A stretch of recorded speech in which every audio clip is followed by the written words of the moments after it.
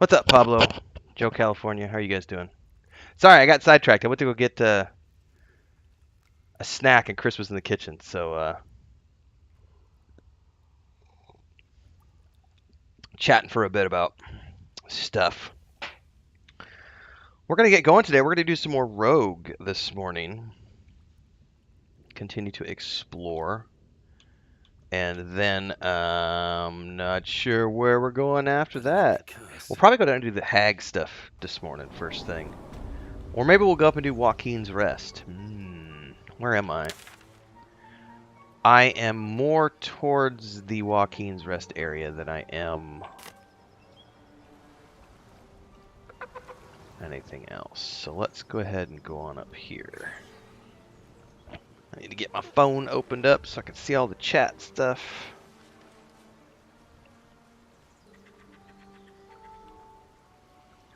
I gotta had my French press of coffee from, I don't know, 4 a.m. to 6 a.m. Did a couple videos.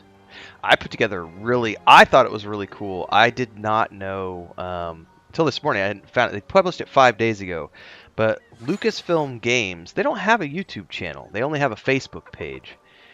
And I happened to be on Facebook this morning and saw an update. And they had posted a dev diary from Star Wars Outlaws. And it's a lot of the work that Lucasfilm Games has done in conjunction with Massive. So it's, it's a multi-part project with what Ubisoft is putting together for Star Wars Outlaws. And it's a really cool dev diary, so I recorded my reaction around that and just an analysis of that video. That was a fun video to work on. That was the first thing I worked on today, everybody. That's coming out this afternoon at, I think 2 p.m. Central. Let me double check. But I would urge you to go watch that video today when it comes out, because it's really good. Oh, and the Starfield news that dropped this morning. On the animated anthology that came out yesterday. It's so cool. And also we already did the Baldur's Gate 3 video this morning on is it a new standard for RPGs or freaking out. Let's see here. The Star Wars Outlaws video is coming out today at 2 p.m. Central. Really cool dev diary. So for those of you who like Star Wars stuff, we'll be doing a deep dive over there this afternoon. I got one more daily to do here in Middle-earth. Heroes of Middle-earth. So let me get this going. Get the auto combat started, and then we will continue onwards here. I'm happy to report that this was just a gnarly sprain. So, I've got to basically, anytime I'm at the desk, I have to keep, this is unrelated, I got a splinter in my finger this morning when I was helping Chris unload firewood. But anytime I'm at the desk, and I've been told to keep it under 3 hours a day if I can. So, but anytime I'm at the desk, I gotta have my fingers taped. Anytime I'm not at the desk, I gotta be wearing my brace. But it is nothing broken or anything like that. Just a gnarly sprain. So that's good news. Feels a lot better this morning. To the pain's down around a 1 or a 2. Yesterday it started off as like a 3 and then got up to like a 5 after I worked for about 4 hours, and I was like, I'm not supposed to do 4 hours. Let's keep it under 3. So today I'm gonna keep it under 3 and see how the day goes. But I'm happy to report that the hand is feeling better at the very least.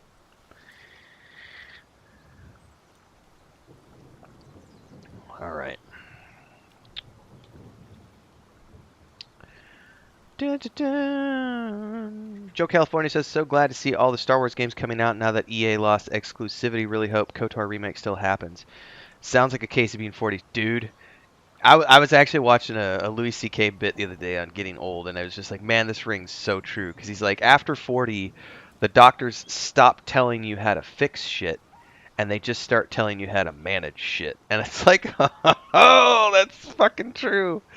Because I feel like as I've gotten older, it's no longer, well, do this and it'll get better. It's, well, here's a cream you can put on it, or here's a pill you can take. Try not to use it for the next few days, and then try to reduce your use. And it's like, thanks, I realize I'm getting old. And it also made me laugh because it's like a simple thing like yard work. I've done yard work my whole life. I mean, I just built, if anything, I should have had an injury last year when I was building the chicken coop and the cat shelter, because that was the first time I'd done any tools in like 20 years, and I was out there swinging a hammer. I built that thing with a handsaw and a hammer and nails. I built both of those things. It was like 6 months of work of me out there sawing wood down and cutting it and putting it all together and getting the sheet metal cut, and not a single problem. I go out one day to chop the grass out of I'm trying to landscape a little bit in the backyard, and I go out there with the machete to cut some grass, and I sprained my finger. It was just ridiculous. It's funny. Chris has told me I'm prohibited from doing yard work right now, and I was like, well, I'll tell you what. I should just go insure my hands at this point, because I use my hands for all my YouTube stuff and everything else. You know, models insure their ass and their legs and their tits. Why can't I do my hands? You know. I mean, actors out there, seriously, their faces insured. You know, all this stuff. It's like but back to the KOTOR thing. I am not sure. I mean, it's on ice at the moment, as far as I understand it. But hopefully it will come about one day, because I would love to see that KOTOR remake. And I do agree that it's great that EA no longer has exclusivity. I'm happy to see other companies. It's not that I don't want EA to produce more. I want EA to produce more. They've produced some amazing games. Star Wars Jedi Fallen Order, Jedi Survivor, great, amazing Star Wars experiences. And I don't want EA to not make more Star Wars games, but I also want more of other types. So having Ubisoft go off and make something with massive and Lucasfilm games has me genuinely excited for where Star Wars can go in the gaming space. Also, like the Star Wars Lego games, guys. If you haven't played those Star Wars Lego games, the last one they just did, which was like the complete, what's it called? The complete Skywalker experience or something like that. It came out last year. If you have not played that, I don't care if it's on the Xbox, PlayStation, or PC, you have got to play that game. It's not just for kids, everybody. Like, that is an amazing game with easily a couple hundred hours worth of entertainment in it. I mean, just alone, just going and doing the planets, each one's going to be about, 5 to 10 hours long for the planets, But you do 9 planets. You do 9 stories. You do the 9 episodes of the Skywalker saga.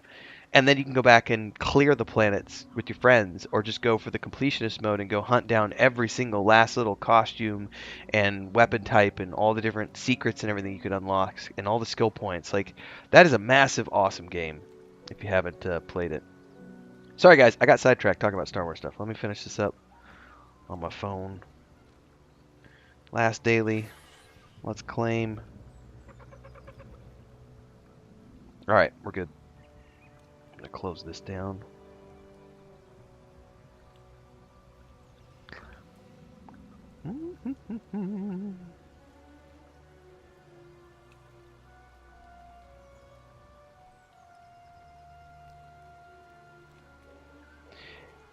I wish more companies would make Star Wars games. I'm happy with every single Star Wars game that is ever released. I am not in that camp, Gary. I understand that some people are, but I am not. I am not anti-Disney. I have zero problems with all of the Star Wars content coming out of Disney Plus. I think it's amazing. The new Skywalker films, I didn't really care for, but it doesn't mean I think that they should be thrown out. I just didn't care for them. All Star Wars is good Star Wars. It's just that some Star Wars is better than other Star Wars. And there's a lot of great Star Wars out there. Even if the Disney Skywalker saga is kind of Book of Boba Fett, okay. I've loved all the Mandalorian. I loved Obi-Wan. I loved Andor. I can't wait for Ahsoka. Loved Rebels. Loved Clone Wars. And I'm going to combine a little bit of Firefly from here. And I'm going to say a very important message to everyone watching. You can't take the sky from me. You can't. Doesn't matter how hard you try. Star Wars is mine for life. Same thing with Star Trek. Middle Earth. I love those franchises. I will consume until the day I'm dead. And I might not always agree with the adaptations or things that come out, but I'm going to still watch them. Because I like that shit.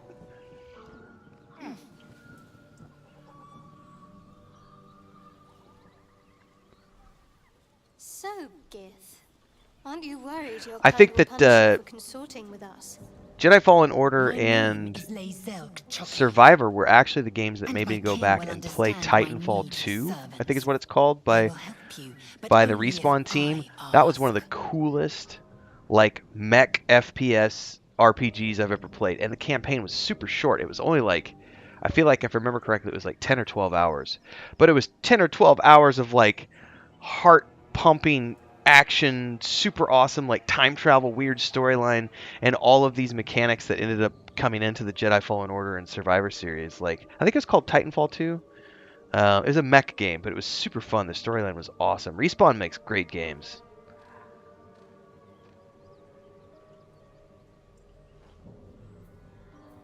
Alright, that's the dog encounter, and this would be...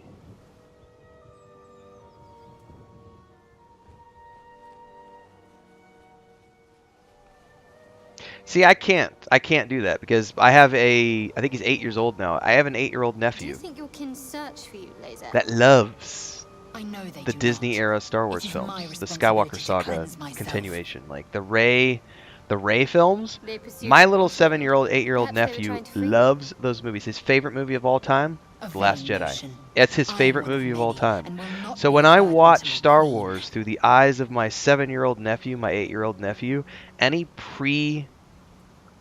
baggage that I'm bringing in from my 43 years old watching the Star Wars, saga evolve over time, all of that baggage drifts away from me when I watch through the eyes of my little 7, 8-year-old nephew because he sees magic being made in front of him. His little, 7, 8-year-old brain is like, oh my God, Star Wars is the best thing I've ever seen.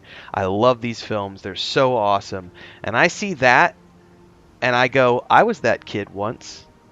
I still am that kid if I allow myself to be.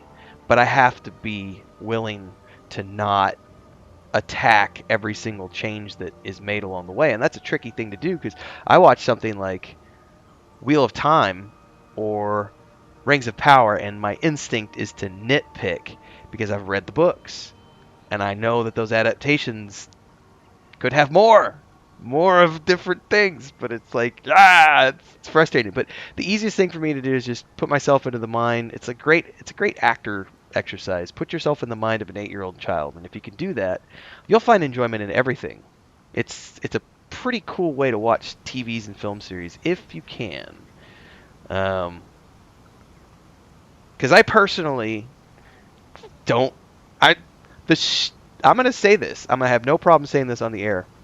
As much as I defend Star Wars against anti-Star Wars or anti-Disney general propaganda stuff, I will agree.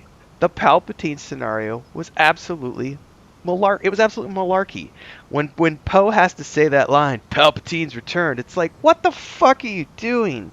Why? Why did you go there? Why did you go there? Personally, on a personal level, I frickin' hate it. I hate it. But when I see it through the eyes of my 8-year-old nephew, it's a completely different experience. And it's like, I don't like it, but I have to also remember I didn't like Jar Jar Binks when Jar Jar Binks came out. And then 20 some years later, I don't mind Jar Jar Binks. Like, I actually didn't care for the prequel movies that they were good, but I didn't appreciate them until 10, 15 years later when I started watching them, as part of the overall storyline, and I went, oh, and then by that point I'd become a professional writer and I'd published a few million words in print, and I had a little bit more wisdom under my belt, and I was able to go, oh, I see what George Lucas was doing there. I didn't get that when I was 19 years old and those films came out, I didn't get that. I was 19, 20, 21 when the prequel films came out, and that 20-year-old version of me was angry at some of the decisions George Lucas had made, and then the 35, 40-year-old me went, oh, I get it. And then the 40-plus-year-old me is a lot more willing to just kind of roll with things and be like, let's channel that 8-year-old. And if we can all channel the 8-year-old, then you'll find life is a little more enjoyable. It's not easy, though. It's not. Graham says, I just got back from Comic-Con, and it's amazing what Star Wars has done with the IP. It's just flooded with stuff that people can't get enough of. I know. Generally speaking, people love Star Wars, period. It continues to evolve, and people always like the era they've seen the most. Graham says, I grew up with the remasters that they put on the theaters in the early mid-90s.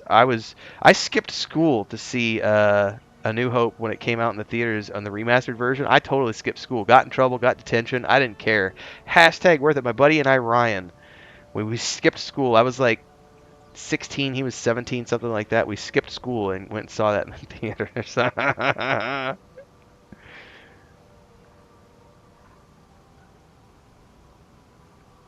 All Star Wars is not created equal.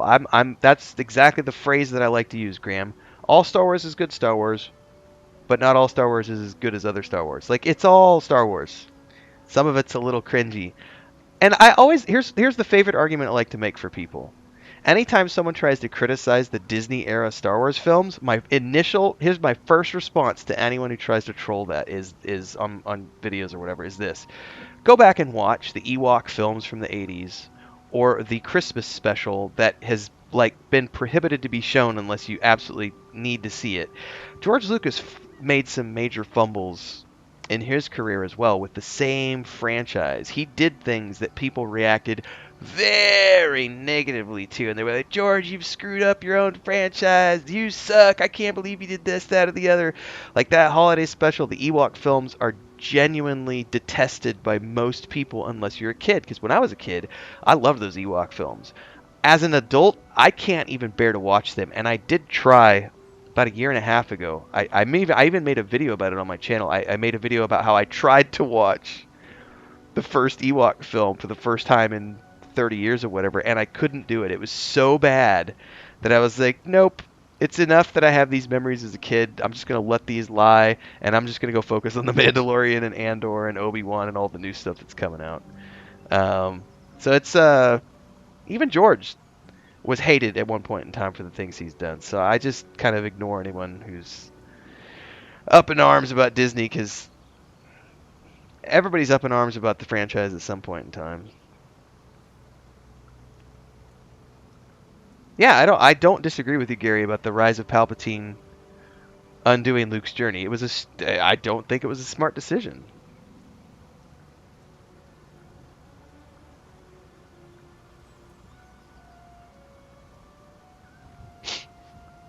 It's really interesting going back and watching the Last Jedi with my nephew, because he has such a different reaction to things than I do.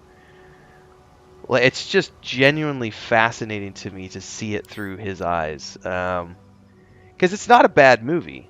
Lizelle, how would you punish? I loved Rogue One and I loved Solo. My brother and I both are huge fans of the Solo film, like, and yet it didn't get the, it didn't make $1 billion, so Disney's like, we're not going to do any more, and it's like, no, please give me more. Would be paid for painfully.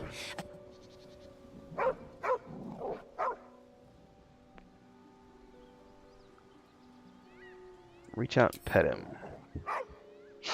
I doubt I have animal handling, do I? Oh, I do. I only get a bonus on the perception, though.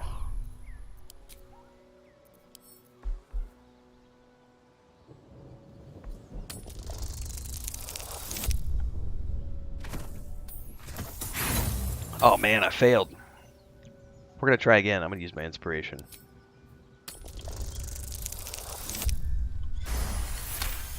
That's one of the reasons I've been really enjoying. You see a name. I'm going to butcher his last name, but Denis. Is it Villeneuve? Denis Villeneuve, the guy who's making the current Dune films.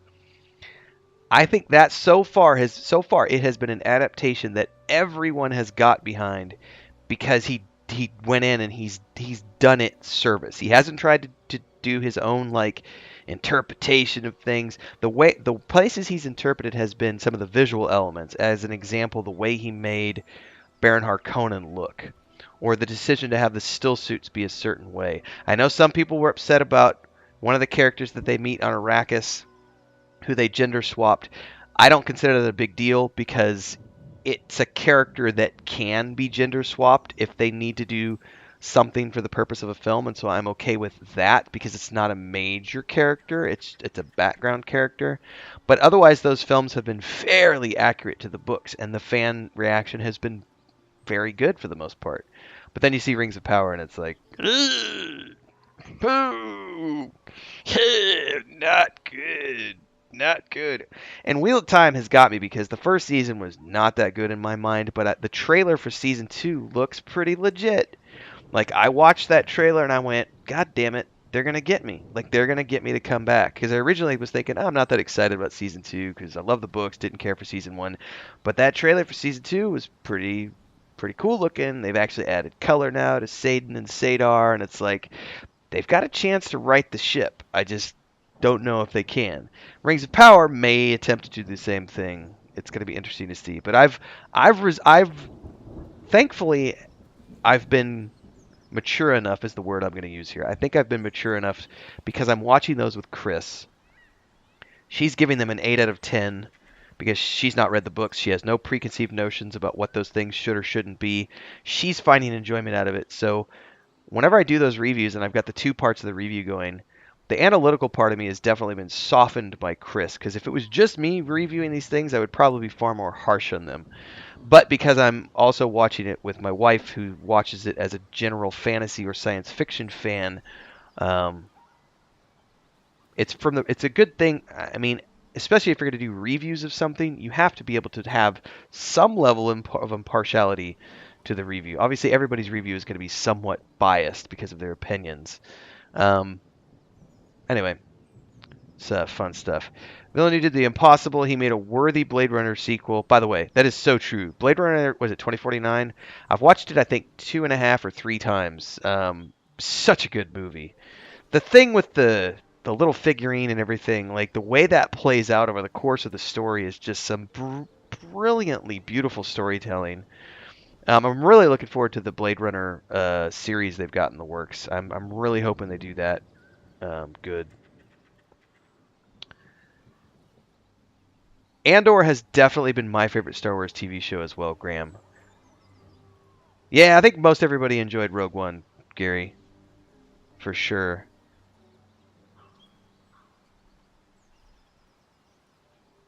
He has done a great job interpreting Dune for film because the book does not read as adaptable. It is a challenge, for sure. Dune is how to do an adaptation, right? Even Foundation on Apple has been quite a fun ride.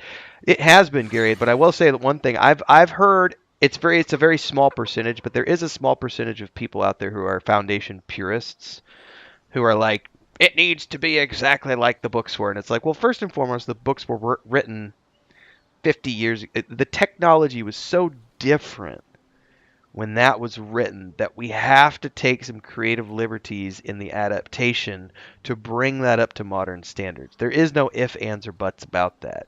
But I feel like they have done a fairly good job of tackling an impossible adaptation with Foundation. I've been pleased with the results.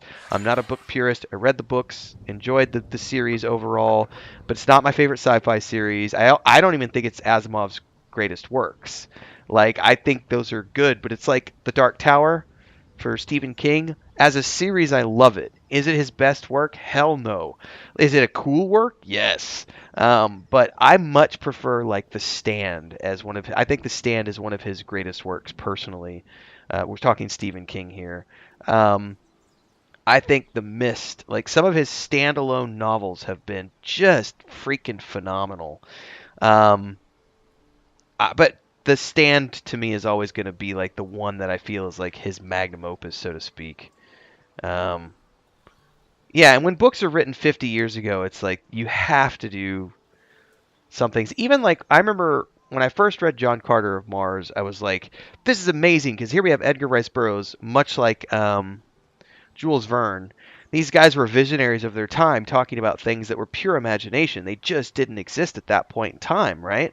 Like they were in the early 20th century, writing about going to space and traveling to other planets and have there being different gravity fields and lasers and what the hell are these guys doing writing about these things, 100 years before they would become technical reality, And I've always said that science fiction for me is less about, well, I should say just science in general is less about the invention of things than it is about looking at the science fiction of our past and making that stuff a reality. So in a lot of ways, science fiction drives human evolution because I feel like every time a good science fiction story comes out, we can look at that and go, I want to make that happen. And now we have lasers and spaceships and, but it just looking back at where that was to adapt John Carter of Mars for a modern audience. I thought they did a good job with the film. Obviously, it didn't go anywhere, unfortunately. I would love to see that as a series. Those books are short. You could easily get one season out of each one of those books, and it's a nice serial like Conan or, you know. Which, by the way, is another thing. I would love a Conan TV series. Are you kidding me? A Conan TV series would be freaking amazing, and I do not know why it has never been done. Because it's literally like watching Hercules and Xena back in the 90s and early 2000s, because it's episodic content. It's monster of the week. You don't have to have a big overarching story with those types of characters, because there's already been so much stuff put down in literature that you could just pull from 500 novels and short stories and go, let's adapt that, let's adapt that, let's adapt that. And now you've got me ranting about books. All right, it's all right, Scratch. I'm not going to hurt you.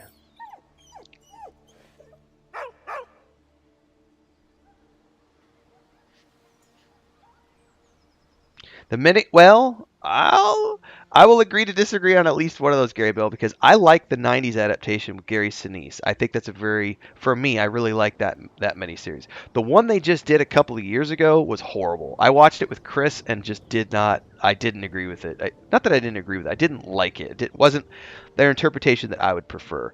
I do like the one with Gary Sinise, though. M-O-O-N, that spells moon.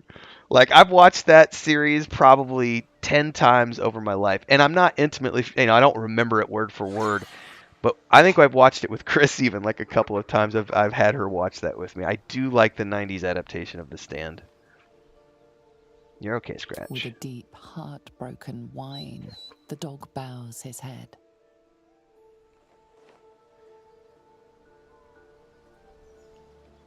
All right, follow me, Scratch.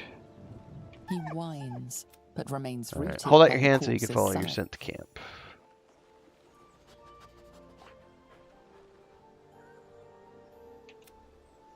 I'm looking forward to the new Red Sonja movie when it comes out, because that looks pretty awesome. And by the way, I've really enjoyed all the Conan adaptations they've done. I liked Jason Momoa's Conan. It was kind of cheesy, but that's Sword and Sorcery is meant to be cheesy, you know? But I was like, surely they can crank out 2 or 3 of these at like, $25 million a pop, maybe $40 million a pop. They turn around and make $150, $200 million per film. That would be a nice run of like 3 back-to-back films that come out every 2-3 years. But it just didn't get going. Because you can look like, Chris and I were going over the numbers one time. We were looking into film production as part of R&D for some stuff I'm working on. And so we were looking at series like Taken or John Wick.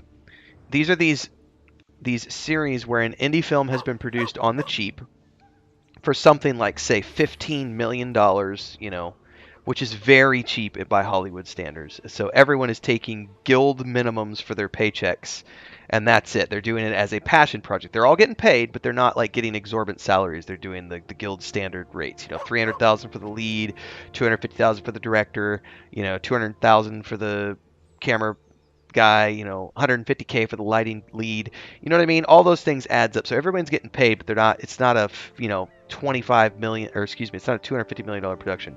But there's these film series where they've done these really solid $15 to $25 million indie films that have then gone on to have like $70 million runs or $90 million runs, which means they just made $50, $60, $70 million off of this mini production. And then they turn around and go, well, can we make one again? And so they up the budget for the next one. Instead of being a $20 million film, it's a $40 million film. And then that one makes $450 million at the box office. So now they've made it even. So they go, okay, bigger and better got us better results. Let's try for a third. So they build the third one. That one's a little bigger, got a few more explosions, a few more big name actors. That one costs $90 million to produce, and then it makes $750 million at the box office. And then they say, well, do we do a fourth that's even bigger, or do we say, let's not get greedy and let's just settle in? And I think that's where a lot of studios go wrong, is they try to get greedy. I've loved the interviews. If you haven't watched the interviews with Chris Pine, I have a lot of respect for Chris Pine as an actor and an individual. I think he's a very talented dude with his head in the right place. And I like a lot of his films. He's a great... Hell and High Water is an amazing film. The Outlaw King, awesome. Like, he is a legit movie star. Like, he's a legit actor. And he's made some comments about the Star Trek franchise, which I've loved, because he loves the Kelvin timeline stuff. I like the Kelvin timeline stuff. I have nothing against it. They would love to do another, but he has come out and he's very critical about Paramount. He's like, they're chasing... he did an interview I covered it on my channel last year. I think it was last year, where he came out and literally publicly criticized Paramount for trying to chase Marvel money. He's like, they've got these movies that they could produce for $90 million that would do fan service and would get $500,000 in revenue if you would just be willing to scale it down, do the film for, under $100 million, and then focus on creating a good film that the fans are going to see, that the fans are going to love. If you do that, word of mouth spreads, then you'll get your $500 million film. But instead, they're trying to make these big, massive epics that try to pursue that Marvel money. And so they're trying to apply the Marvel formula to the Star Trek experience. And Chris Pine has been very vocal about, how he wishes they could do more Star Trek films. But because of the way that it's being handled, that's interesting. But which is one of the reasons I've enjoyed the Star Trek stuff that has come out from Paramount Plus. Because I've genuinely, like, Strange New Worlds is really awesome. Like, it's been really, really good. Discovery was hit and miss. First season of Picard was okay. Second season I liked. Third season was absolutely amazing. It was nostalgia bait for Next Generation fans. Upper Deck or Lower Decks, what it's called, Lower Decks. The animated stuff. They've got a lot of fun stuff going on right now. But I would love Chris Pine did a great job in the D&D film. I'm just saying. He did a good job. Chris and I both liked the D&D film.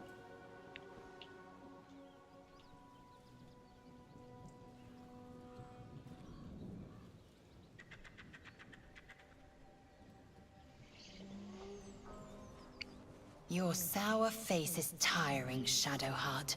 By all means leave if I am so distasteful. I'd rather not turn my back on you, if it's all the same. Vermin on the rooftops. Alright, this is a hard save point because we're about to go into a pretty big fight here. Goblin. Oops.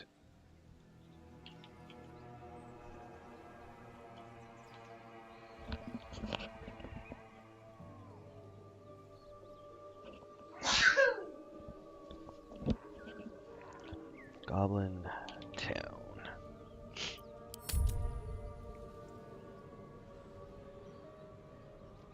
What's really interesting is a lot of people haven't watched a lot of Terry Matalas's other stuff. And I would urge anyone who liked Season 3 of Picard, go watch 12 Monkeys.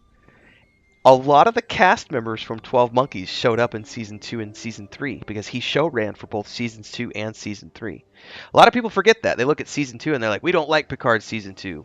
Well, you should. It was show ran by the same guy who did Season 3, and it's part of his story arcing. So it's part of the overall story that's being told. But I would urge people to go back, if they liked Season 3 especially of Picard, go back and watch 12 Monkeys.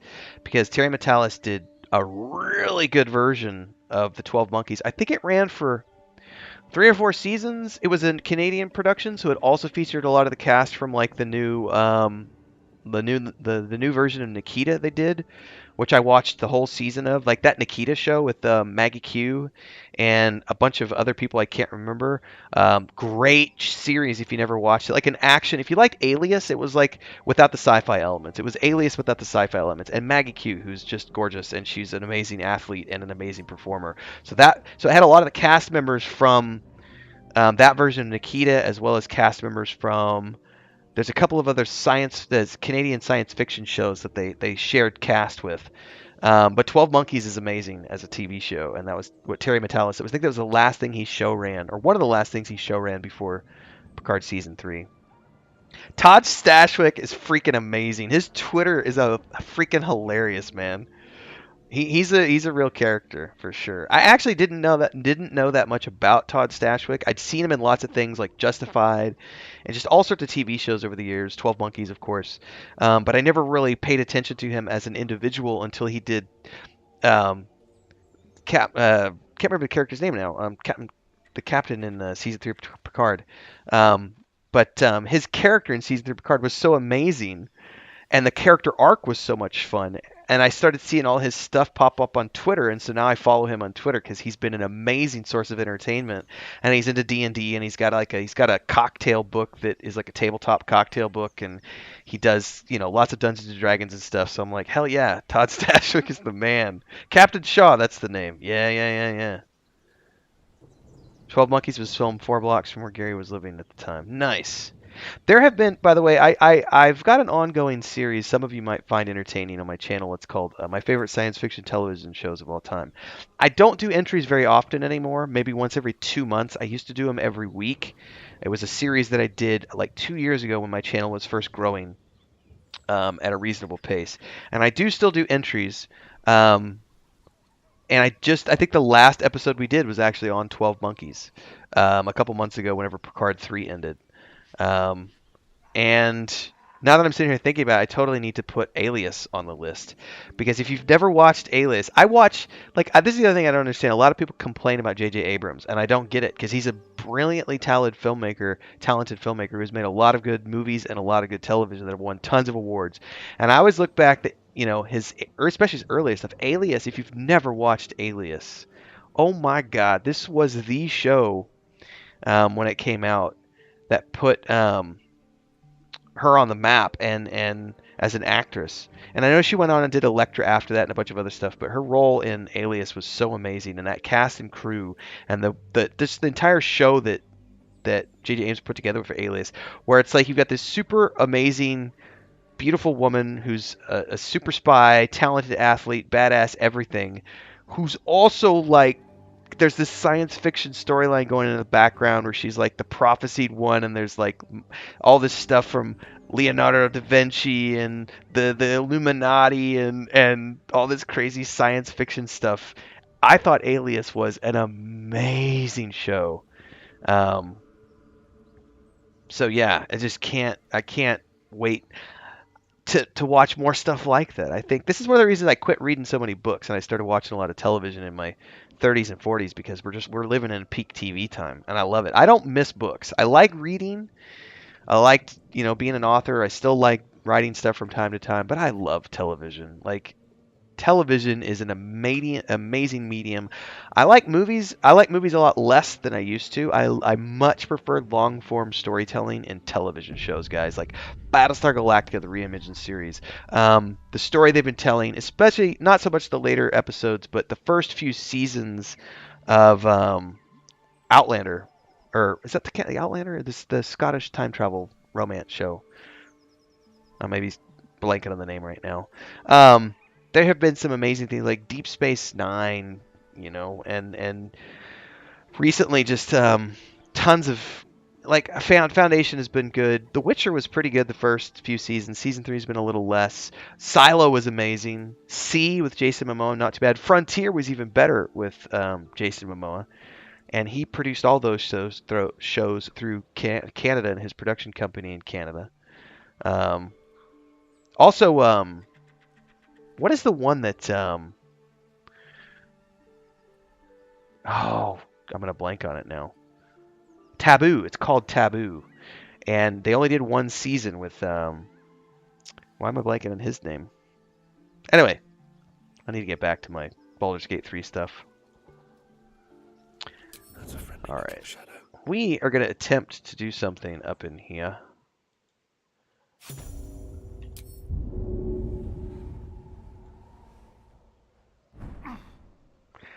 Hey, I have heard good things about the Stargate revival, Gary. I haven't talked about it on the channel yet because I'm still digging in to confirm more stuff on it. But I gotta look this up real quick because I gotta remember who it was.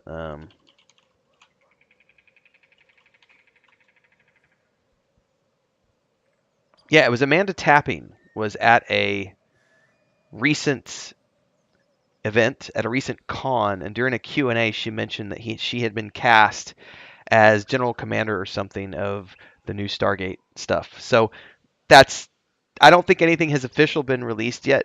I'm still digging into stuff, but she did say during a Q&A session at a recent conference that she had been cast in this role as like the leader of the new Stargate whatever it's going to be, Stargate Command or whatever it's going to be called. So that suggests a new film is either a new series, I should say, is either being filmed right now or in the process of being put together. Because I don't think she would have said I've been cast as unless she had already gotten, paperwork signed and everything else, if that makes sense. I know they're not using any of the scripts left over from earlier, even though there were some scripts paid for and produced over the last 10 years from previous showrunners that are Gary, what's his name, that aren't being used. But I believe more Stargate is coming down the pipeline. Yes, Joe California, I highly, highly, highly, highly, highly love. We were talking about this. I got bored with and quit watching long-form television during season 3 of Arrow, and also around the same time, like season 11 or 12 of Supernatural, which I did watch every single freaking episode of up until that point. I was a huge Supernatural fanboy. I loved all the Supernatural stuff, all the comic book stuff coming out, like The Flash and Arrow and the Arrowverse stuff. I loved all of it, and I was still watching those 24 episode runs up until then. But it was around season 3, season 4 of Arrow and like season 11 or 12, I think, of Supernatural that I quit watching because there were so many other shows on television that were telling really tight, amazing stories within these 8 to 10, 6 to 10 block formats that I was like, this is much better storytelling. It's just really tight. I get a nice, 8-hour chunk of entertainment that I can binge in like 2 days, and then I'm done, and I don't have to watch it over the next 6 months as it plays out over 24 episodes. Fucking love it. So yeah, I much prefer the that smaller format. All right, we're gonna quick save here, and I'm gonna attempt a couple of things here. It'll probably force us into a conversation here. All right, it didn't this time, which is great.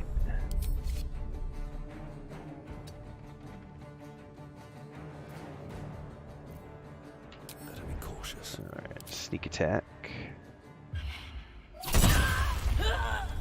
Hide. Being in open view. They're all gonna freak out, but they're not gonna know where I am or anything that happened because I just snuck up. So this is the power of sneak attack, everybody, is like being able to come into an encampment like this and just take stuff out. And as long as your rolls are good, let's check out what the rolls looked like over here in the combat. Oh yeah, I hit him with a lethal blow. 32 piercing damage. I just backstabbed him for. Look at all the rolls there, everybody. I rolled a crit hit. I had a +2 proficiency, a +3 dex modifier for a 24. And then my damage roll was 5 + 3 + 24. 4d6 of piercing. Holy crap. That was an amazing roll there on the second one, but also taking out the first one as well. Said he fell to the lethal blow. I hit him for 14 piercing damage. So I love the rogue. This is one of the reasons I play a rogue every time, my first time through a game, because they get all the traps and everything else, and then you could do stuff like this where you run around ahead of the party and just sneak around and take dudes out. So now what we're gonna do is we're actually gonna work our way back around and down, because he's down inside. They don't know where I'm at. They literally can't see me. I'm out of their line of sight. And now I get to sneak around the battlefield. Let's go around back. Gary Bell says, slightly off topic, I love the 80s series Shogun. It's a legendary series on the James Clavell novels. Interesting. Don't know that I've ever seen it.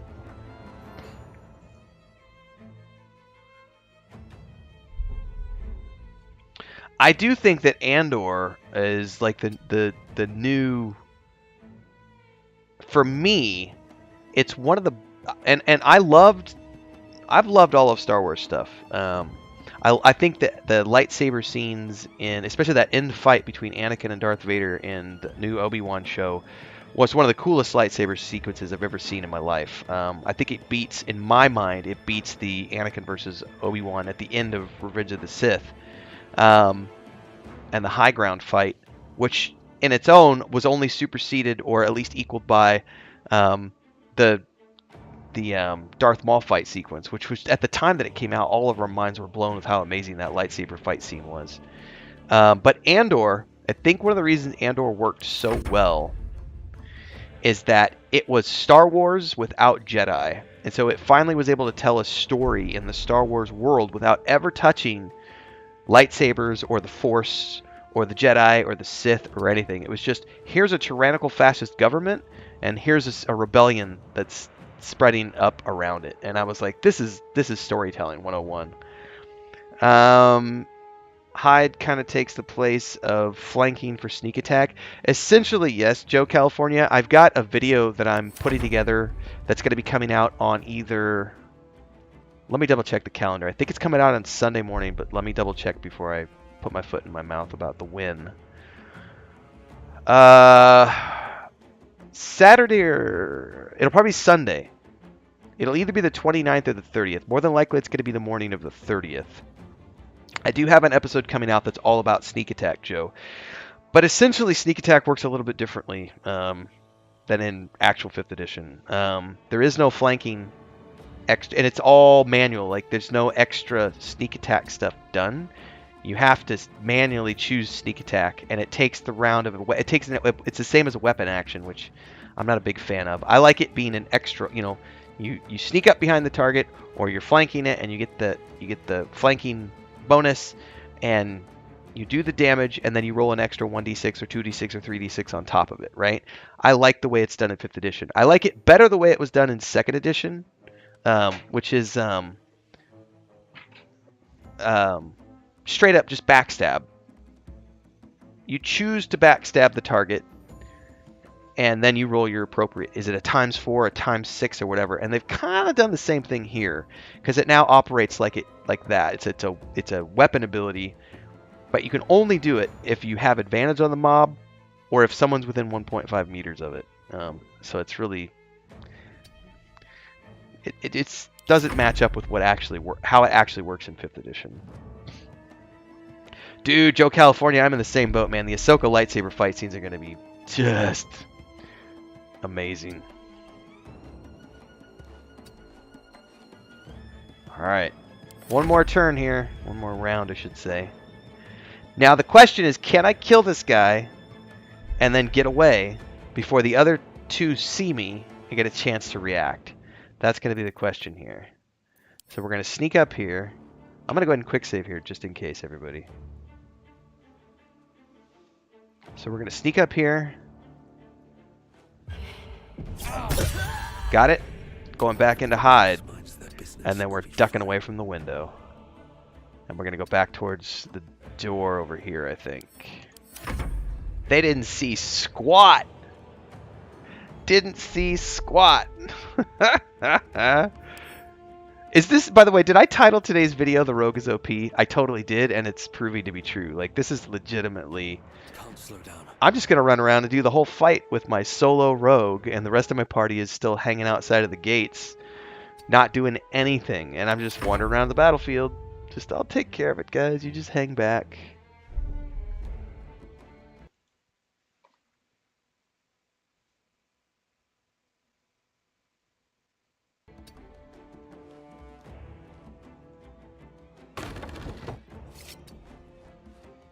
Dave Filoni has earned nothing but trust from me over the years with the way he has handled Clone Wars, Rebels, and Ahsoka Tano's story. So I have I would say I have 500% faith in Dave Filoni's vision for whatever happens with Ahsoka. I am not going into that show with any preconceived notions because I love the work that Dave Filoni has done on Star Wars over the years. Love it. 100% love it. I cannot wait.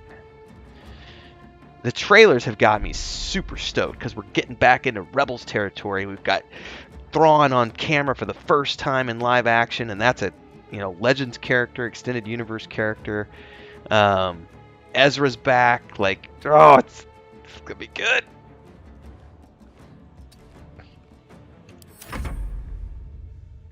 Oh, I think I have to go up a ladder over here to get to these guys.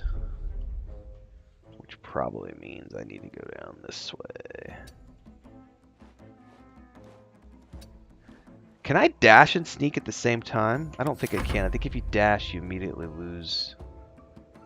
I don't think you can move faster in sneak is I guess what I'm getting at. Where's that ladder? Over there. Technically, I could probably go out of sneak and run over there without them seeing me. Considering I don't see any LOSs.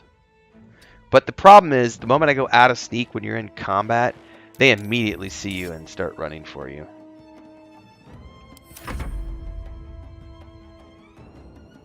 Alright.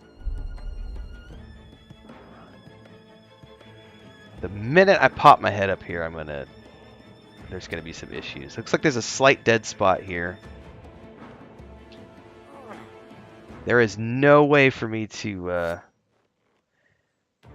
I won't probably be able to... Let's strategically plan this out, everybody. Because theoretically, I can jump in. No, I can't. I don't know if my hide's gonna... So, if I go this way, it's going to look different on your guys' screen. If I go towards the front of the building, I'm only getting one line of sight, which is the goblin right here in the middle. The goblin booyog. Whereas if I go behind him here, I've got the warg companion and the goblin sharp eye to contend with. Honestly, I need to take out the booyog. Isn't it the booyog who just summons the warg companion, I think? The question is, can I sneak over there without getting seen? Because I'm going to have to go through the red to get behind him, and there's two people who can do a hide check. But I do have disengage, which is going to allow me to quickly get away and get back into hiding if I need to. So we're going to move up here. We're going to go ahead and go to the next turn. Okay. And I do have a fairly high sneak, everybody. If we go in here into my skills... I do have stealth as a +5. So I do have a bonus to my stealth. So there's a chance I could get behind him without being seen. But this is when you really hope that your stealth is as high as possible. Because if it is, you can get in here and get these guys without triggering anything. You won't get seen, essentially. But I am going to have to roll for it. We'll see. Yeah, I think it's going to be a completely new story, Gary. I don't see them rehashing the original Thrawn trilogy at all, because Gary, he just hasn't done that yet. Everything that he's done over the years, everything that Dave's done over the years with his characters has been completely original and never once tapped into anything other than using the Thrawn character. Even when they did it in Rebels, they never touched Timothy Zahn's stuff from the original Thrawn books. It was just it was his own. It was just a character they pulled out and they did their own thing with it. And I have faith that it's going to go in the right way. All right, folks, here we go. 3, 2, 1. Hope I don't get seen. If I do, I am screwed. Did you guys see that? I got right up in here with no. Oh, I don't have it. I don't. Yeah, maybe I didn't get right up in here.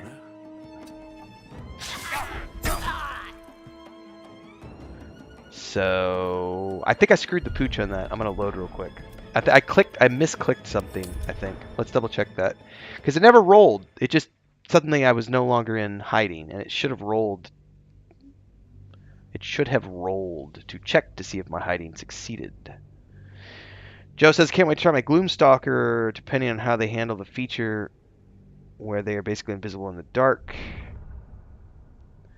Now, if there's a Force Ghost Anakin or Luke cameos, that would be fun. Zahn himself has his... Hang on, I'm trying to interpret what was just written because I think there was a typo in there, Graham. Timothy Zahn himself has his own stuff out that's canon Thrawn. Yes. His Thrawn novel, he continues to write new Thrawn novels even to this day. Now, I've not read any of the new Thrawn novels. I haven't read any of his Thrawn novels since the original Thrawn trilogy, but Lucasfilm continues to pay Timothy Zahn to create Thrawn novels that are canon novels for that character. My brother has actually read some of the new It's all good. I figured you were typing on your phone or something. Because when I type on my phone, that's the kind of shit I type.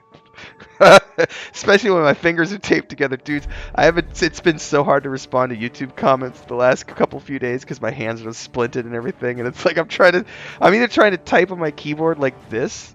So I've gone from typing like, 120 words a minute down to like 5. And I'm like click, clack, fuck, 2 fingers mashing the same keys over here. Or when I'm trying to do it on my phone, it's like, fuck this. So I've really resorted to voice to text for a lot of stuff recently. Let's see why it didn't roll for me that time. It just punched me into... It like acted like it was suddenly I just wasn't hiding anymore. And I genuinely want to see if that was a bug. So as soon as I hit the red, it should roll. It did not. Do you see that, guys? It just pushed me out. And now I no longer am hidden, and I no longer have advantage. That's unfortunate. It's not rolling for my sneak and hide, which it should.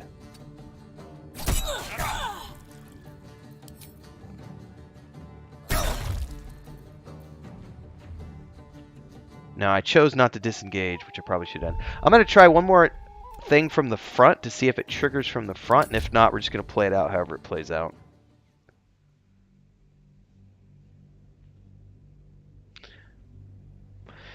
Perfect time for a commercial break. So if you're new here today, everybody, welcome to the channel. Don't forget to like, subscribe, and hit the bell icon.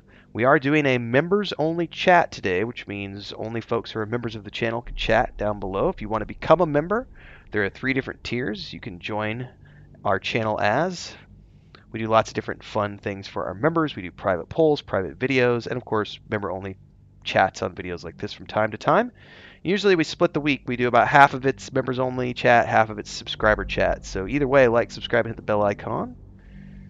We'll be doing daily Baldur's Gate 3 streams, continuing up until launch, and then after that, we've been doing it daily for like 6 weeks now. We're going to keep daily until Starfield comes out, and then we're going to start alternating.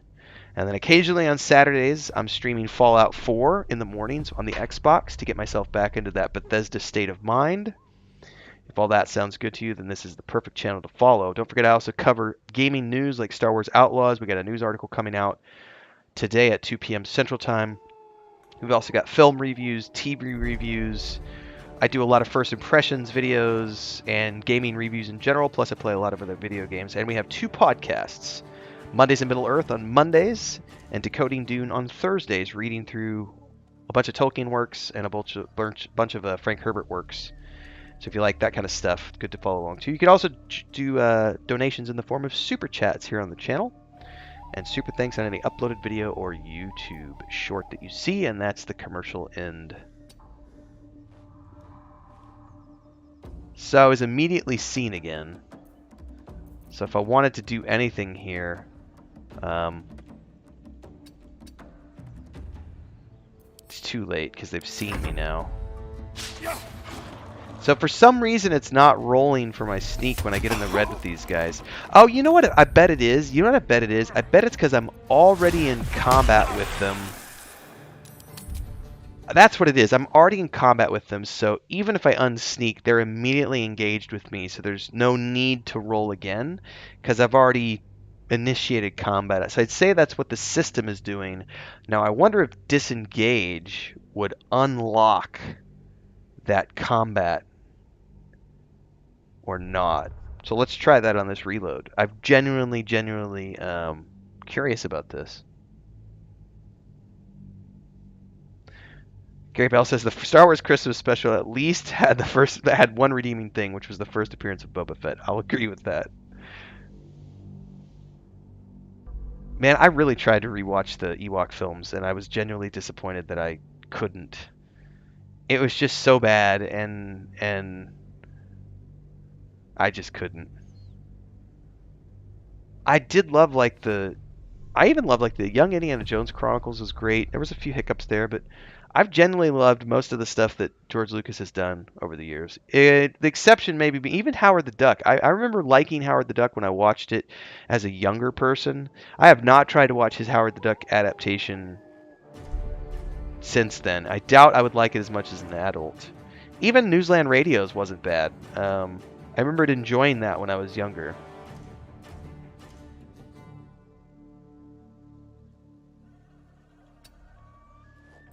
So let me see here. If I choose to disengage, I think that's only going to just avoid attacks. I think we're just going to go forward from here and just deal with this however we deal with it.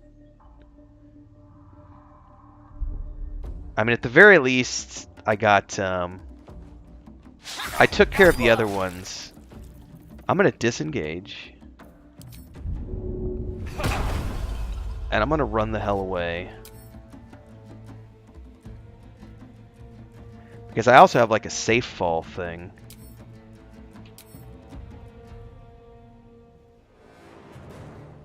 See if I can get down here and hide again. Probably, I don't think I can hide again because I've already used the... Yeah, they're all going to shoot at me from the rooftops.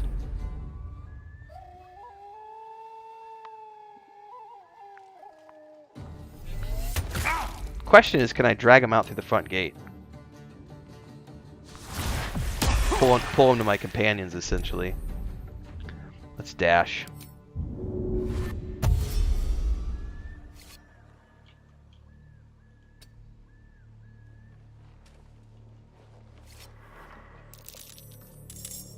Oh, I can keep on running too. Nice. Hide. Softer than a whisper. I probably have to unhide for them to want to follow me. We'll see. Oh, you hijo de puta madre.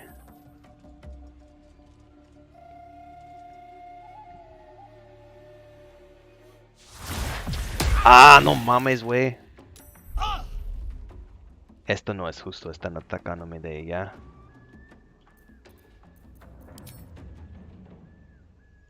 No time for mercy. Alright. I did have advantage, and now you're... Okay, there we go. Out of sight, out of mind. I am fury. I am Alright. death. Can you run up in here and get this dude? No, but I can ping him with a bow. It's good enough for now. Warg's not gonna come down. Alright, let's Ray of Sickness right back at you, bro. My turn. Drink a potion.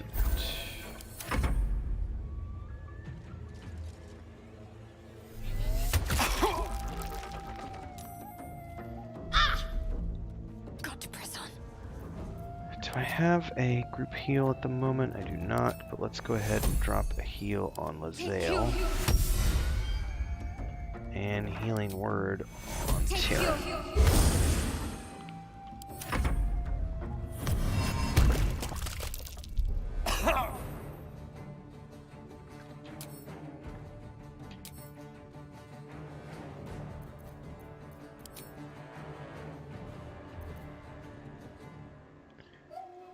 Can I not move?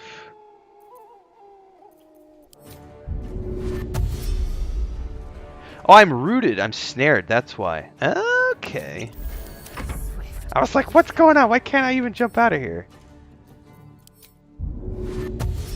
Make way. I'm just gonna get knocked down to grease again, probably.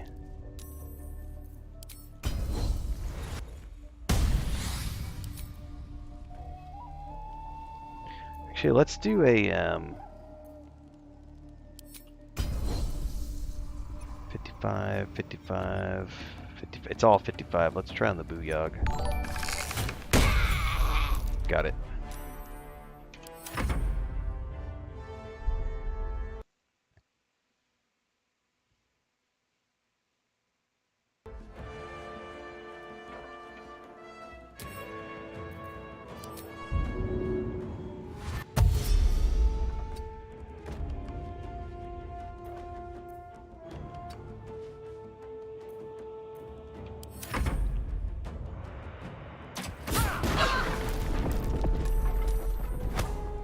Goblin's a bit of a prick. Can I jump? I can jump out now. I do have water, which is going to work really well here.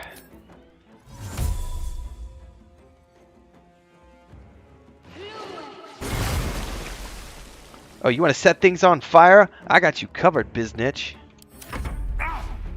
Still snared. Oh, no, I saved. I saved. Nice. Let's get up here and stab this dude. You've made a grave mistake. Oh, come on. It's like you can't step up here. You're too far away. I hate it when it does that. To strike. Alright. That wasn't too bad. It's unfortunate that I couldn't get those 3 done because they were facing different directions. I bet if I had started on this side and then worked my way over to the other side, they would have been looking in this direction, and I could have got behind both of them and stabbed them on the edge of the roof right there. But I still would have probably... Well, as long as you're not breaking the line of sight, you should be. I should have been fine. So that'd be an interesting thing to try again. Maybe when I come in and record the sneak attack episode that I'm working on, when I record the combat segment of that, I can do it here and see what it does if I try it from the other angle and see if I can't get them all in one sweep with sneak attacks. That'll be the goal anyway. So we'll see how that pans out when I do it in the upcoming video. So that's the perfect moment for me to say like, subscribe, and hit the bell icon so you don't miss those types of videos. Also, every 5 p.m. Central, I tend to produce a big bad boss fight for Baldur's Gate 3. So if you want to watch different combat strategies for different fights, tune in for that. Because we do lots of fun stuff. Spider fights, mimic fights, true soul fights. I don't think we've done anything against the mushrooms yet. Drow fights. Let's do a short rest here. Should be fine to continue onwards, and let's see what we see from the windmill encounter. Best be on my way.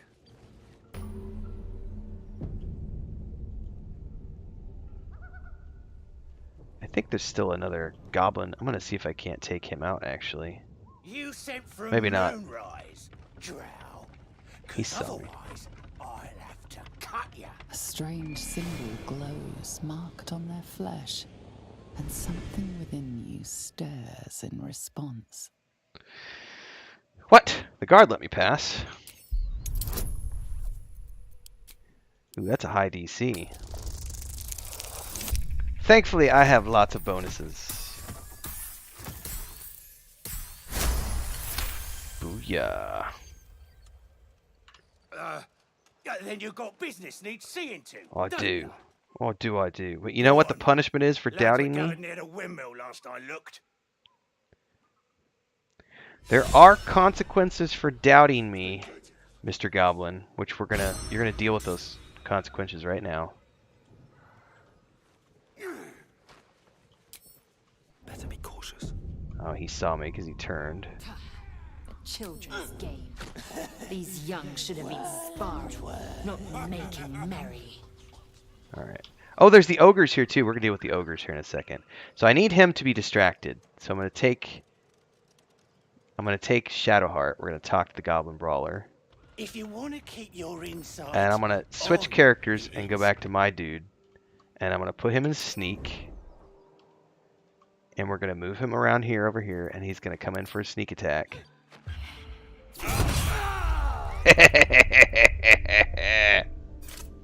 I love it. I love it. I love it. How much did I hit him for? That's what you get for doubting me. He fell to a lethal blow. He was hit for 29 piercing damage because I rolled a crit hit. That's amazing. That is amazing. All right. You know what? Something we've never done is we've never fought. Where are the ogres at? I always forget, by the way. They're right over here, right? I have never fought the ogres, ever. So we're going to do a quick save here, and this will be a big bad boss fight I'm going to record. A matter of fact, let this be the big bad boss fight we're going to produce for tonight's episode. So let me go ahead and get a quick save, or a hard save here. We're going to call this Ogre boss fight. Let me take a bio. Let me get a drink. I'm going to come back and we're going to record the big bad boss fight for the ogres here. So I'll be right back, everybody.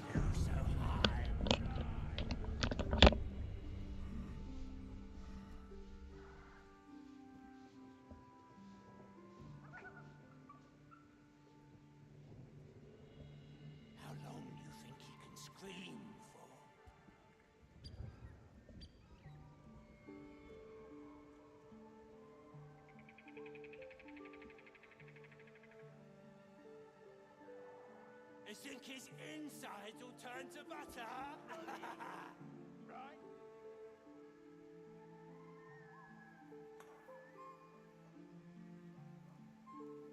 Home tastes good. Like beer.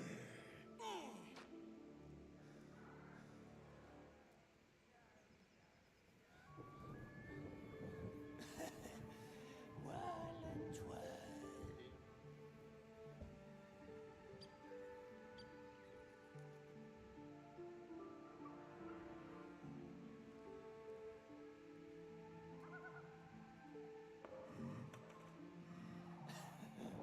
Deep gnome never flew so high.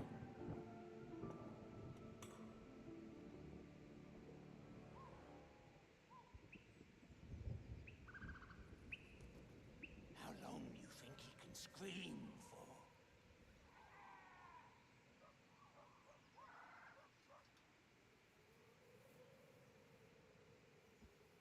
I think his insides will turn to butter?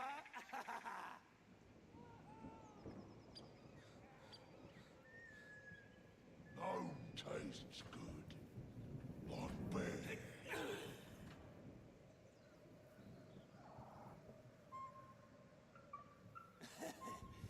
Whirl and twirl.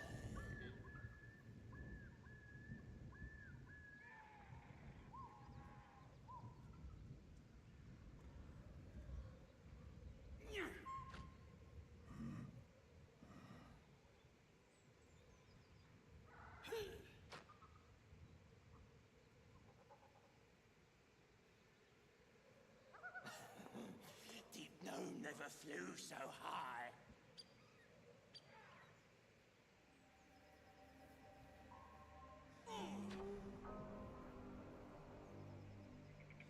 How long you think he can scream for?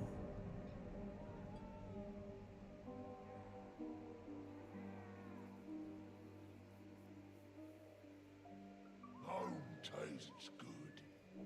Like beer.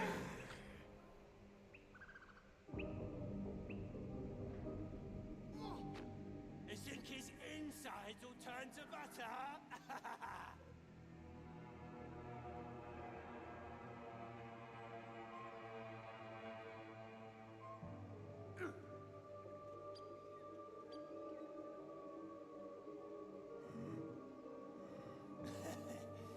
Whirl and twirl.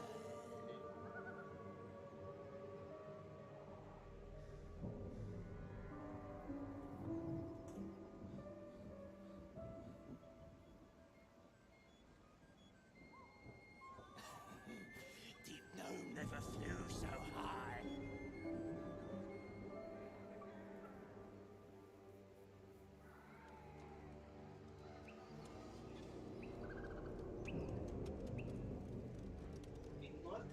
How long you think he Home can scream? tastes good. Like beer.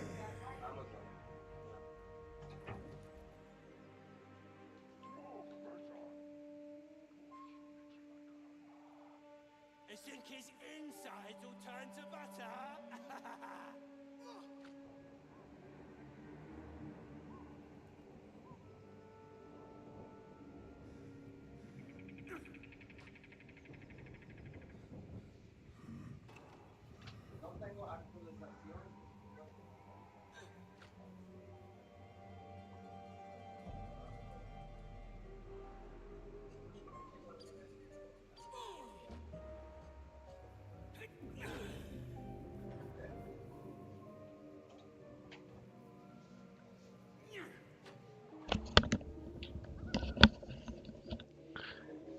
All right, sorry about that, guys. I got a little sidetracked. We had apparently one of our egg chickens died in the night. We're not sure why.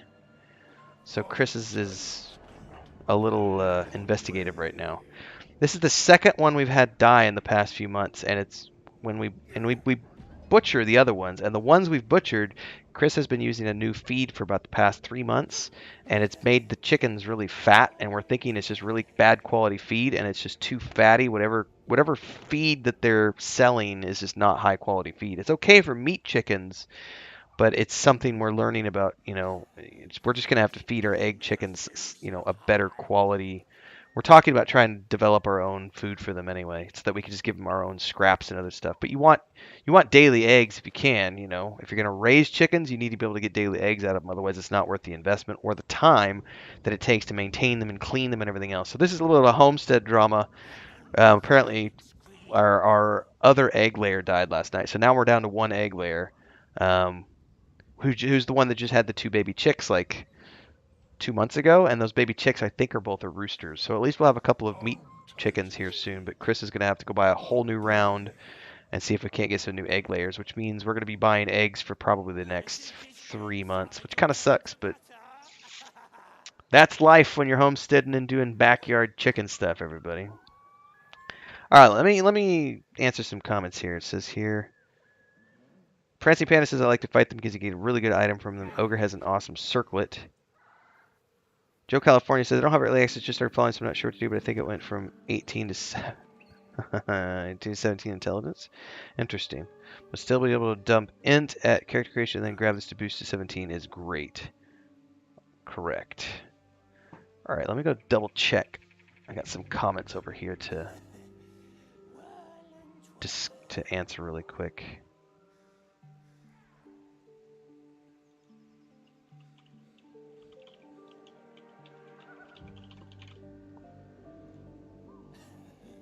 I'm answering some comments on this morning's Baldur's Gate 3 video, everybody. So let me get these answered, and then we'll get back to the stream. We'll do our big bad boss fight.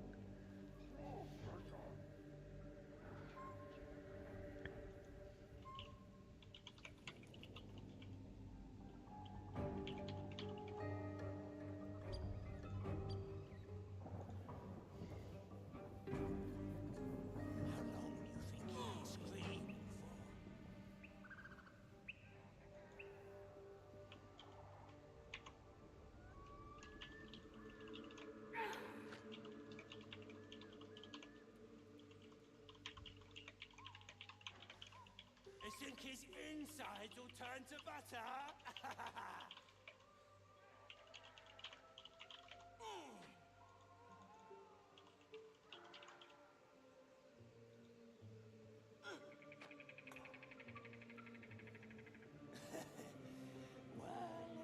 Home tastes good. Like bear.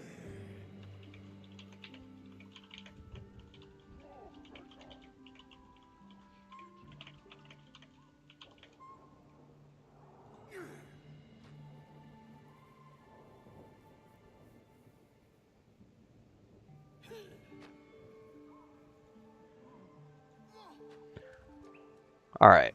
I think we got all the comments answered from this morning's video.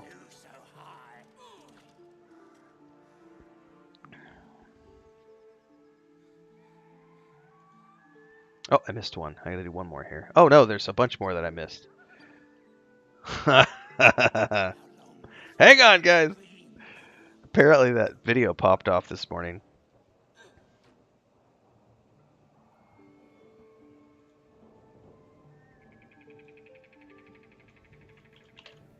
I think his insides will turn to butter.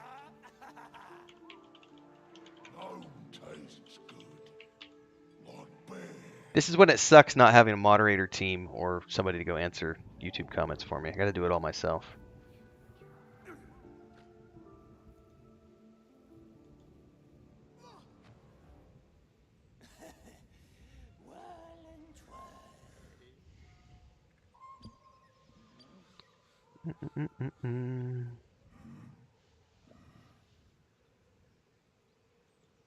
All right, we'll get the rest of these in a little bit later. Let's go ahead and do the big bad boss fight. If you've never tuned in to one of these, I typically will clip these out. In this case, I'm going to do a recording of it while we're doing this live. So if you're watching this live, I'm going to be doing an intro and an outro, so it might kind of sound weird if you haven't ever done this before. But rest assured, it's a fun way to do this. And then if you're watching this as an episode later on, you'll understand why it's recorded this way. So without further ado, let me hit the record button over here.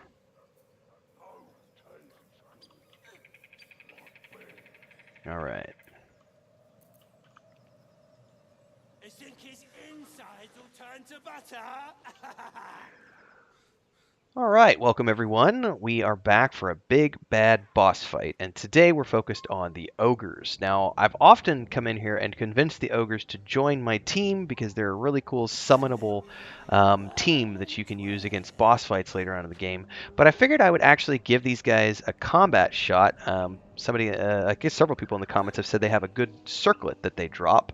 So having never done this as a boss fight before, I figured it would be a great moment to record for the channel. If you are new here, that's okay. A lot of people are for the first time. And the way we do this is I'm currently live streaming and I'm recording this as a segment. So we're going to go right from this, and I would urge you that if you like this video, don't forget to like, subscribe, and hit that bell icon so you never miss an update as we continue to do live streams and the big bad boss fights every single day, as well as cover Starfield and all sorts of other games, TV shows, book series, and other stuff. So without further ado, we're going to get in here. I've got a rogue. I am currently I think we're level 3, aren't we? Right? Yeah, we're level 3, so it'd be great if we were level 4, but we're not, but we're going to try to do this. I don't know if we're going to get the ads from the windmill. I really hope we don't. But I'm going to go ahead and take my dude and have him sneak, because I might be able to get some advantage here. And I think there was a ladder in here the last time I was in here. I don't remember. We're going to go sneak around and see what I can see. I shouldn't have any danger of being seen at the moment, it looks like. Let's see what I can pick up here. Is there anywhere for me to get up top? There is a ladder outside, which is good. Let's go actually. Cool. There's a ladder up here I can get to, which is great. This should give me a little better bird's eye view of seeing what else I can maybe do with the combat field below me.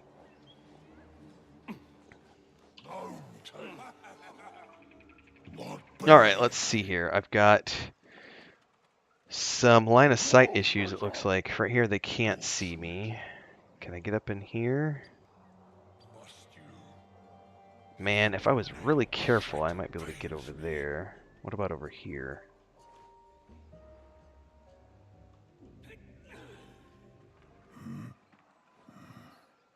Oh, am I going to get seen if I do this? Woo! Okay, I've got a pretty good POV from here. And the rest of my characters are just out here so that if the proverbial shiznizzle hits the fan, we will have some backup. I may need to bring them in a little bit closer, actually. So let's go ahead and go down to Shadowheart. Let's toggle a group hide. And let's go in here and just park them right here so that if something does go south, they're within ranged distance to do fun stuff as needed. So,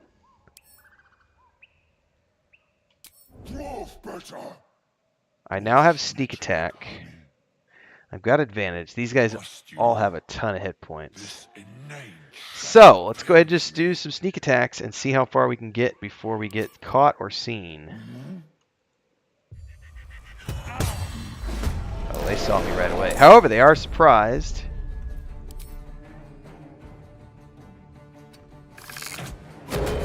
Got him with a crit hit. That's a good start. However, let's go ahead and switch to Shadowheart. And let's hit him with a guiding bolt.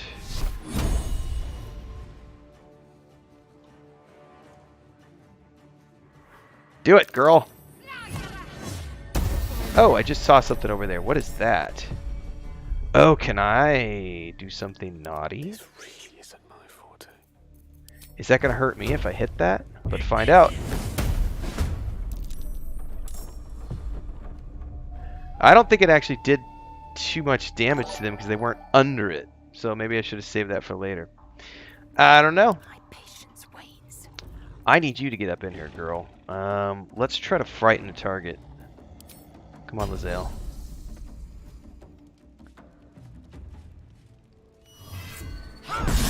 Alright, that one's frightened.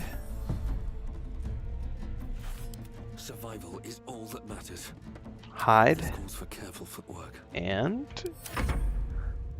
Alright, they're still surprised. I get one more, and he's frightened, so I can ignore... Oh, no, he's gonna still attack the closest thing, and he missed! Oh, by the way, everybody, reactives. I have a video coming out on reactives, I believe, tomorrow. So if you want to understand how reactives work and how to set up reactions, I believe it is tomorrow morning's video that we're going to be covering this system right here, because Lazale is going to say, oh, no, buddy. Not on my watch. We're gonna roll for riposte, and we're gonna hit you for 20 slashing damage. And now I get to say, ooh, well, you're in 1.5 meters of my friend, so we're gonna go ahead and use a sneak attack on you. Gods take you first. Oh, it missed. The line of sight didn't trigger properly. I'm a little upset about that. All right, Lae'zel. Oof, it's gonna hurt. Now I'm probably gonna jump down with my rogue and get in the thick of it here. So I'm gonna hit cleave. Okay, I'm gonna do my second wind. I'm gonna do action surge.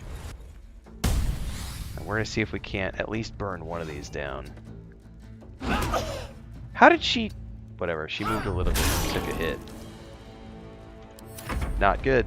Alright, Gale, thunder this biznitch.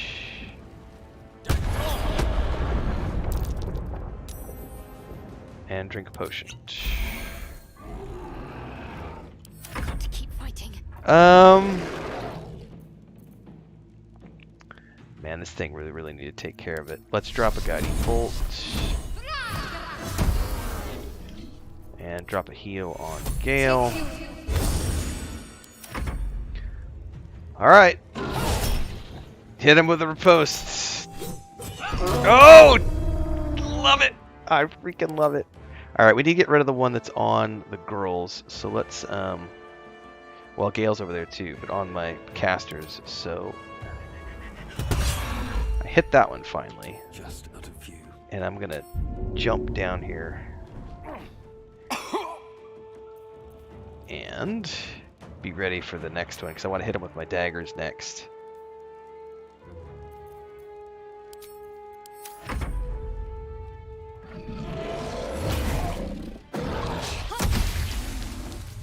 Okay. That's got 3 hit points. You're fine. Let's take care of this.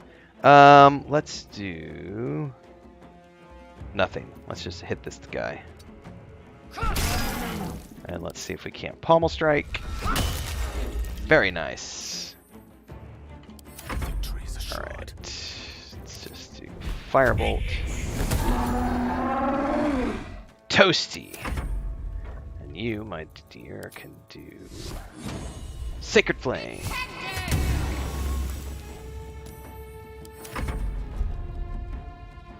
Sneaky, sneaky, sneak. Oh, come on now. I didn't see the red because of the blood. I was trying to get up behind him for a sneak attack. Whatever. Bye-bye. Nice to know ya. And that is a successful episode of a big bad boss fight on my channel, everybody. Let's check the bootay and see what we got, because I've never done this before. A pig's head, camp supplies, I'll take it. Gold, I'll take that. More camp supplies. What about Lump the Enlightened? Oh, he has lots of... Oh, and you... Wait a second. Is that Warhorn still going to work, everybody, since technically I've wiped them out? We're going to have to test that soon. Everybody's talking about the circlet. So, increases the wearer's intelligence to 17. So that's how he was an intelligent ogre that was capable of speaking, was because he was wearing a warped headband of intellect. Matter of fact, the episode that I recorded the other day, I was talking about this, because if you remember back in Baldur's Gate 1... I can't remember if this was also in 2, but I remember in 1, if you rolled an intelligence that was too low, your character literally couldn't talk. Couldn't have conversations with people. He was just too stupid. So it's really cool that they gave him that. So I'm genuinely curious. We're going to read the diary, and I'm going to test here in a minute to see if Lump's Warhorn still works, since technically we took care of them. Let's go ahead and do a save here. In terms of the episode, everybody, if you're watching this in an episodic format, don't forget to like, subscribe, and hit that bell icon so you never miss an update. I tend to produce the big bad boss fights for Baldur's Gate 3 every afternoon at 5 p.m. Central, so check them out. Don't forget to check out the live streams and everything else. For those of you who are here during the live stream, we are going to be continuing onwards. We're going to go read that diary right now. So see you in Discord. See you in the next video. Don't forget you can always support Super Chats, memberships, and beyond. And we are done with recording, and now we're going to continue on here. Dun, dun, dun, dun, dun, dun, dun, dun. Alright, let's check out our booty and read the diary, because I think that's really funny. Genuinely curious about the Horm. We'll check that out in a minute. Let's read the diary first. The triumphs and travels of Lump the Enlightened. Now that I see truth, I can scarcely remember a time before. At first, I thought it was the human's thin flesh that bestowed this gift, but I've come to believe it was the circlet she wore. There was crunch in that chew. Day 4. The Goblin boss Drow Rogue has made a tantalizing proposal. Spare any prey bearing his new god's brand and feast on the rest. He offered considerable coin in return. Aw, is there no additional pages? Boo. Alright, who needs the... Who wants 17 intelligence? Gale's already at 16, so he doesn't need it. I don't really need it either. If I had spec'd Lae'zel as a Eldritch Knight like I've done in the past, this circlet would probably be good for her, given that she would be casting some mage spells. I guess we just give it to Gale. I mean, it's only going to give him an additional point. But it looks really cool at the very least. Well, cool. We got the circlet and we produced a big bad boss fight for today, which is awesome. What else is on the agenda? I don't know. Let's take a look.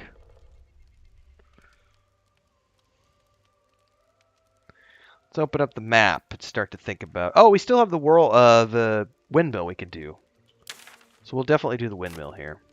And then we'll probably go down to the spider caves and see how that fight works out. Assuming we get down there all the way.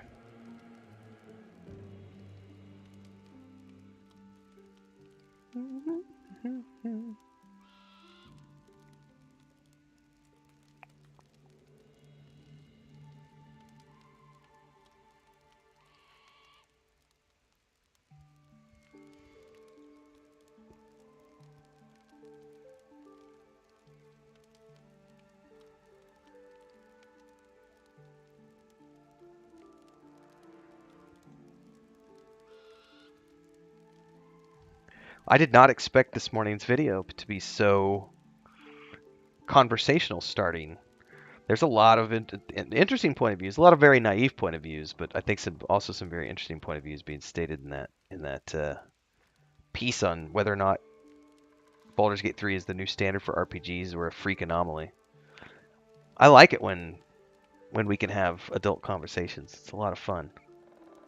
I will say though, I had to remove somebody today, which I never like to have to do, but they were going off about how Disney is supporting KKK stuff, and I'm like, I don't. Not here. No thanks. The moment you start bringing that kind of stuff into the conversation, sorry, I don't need that around my channel.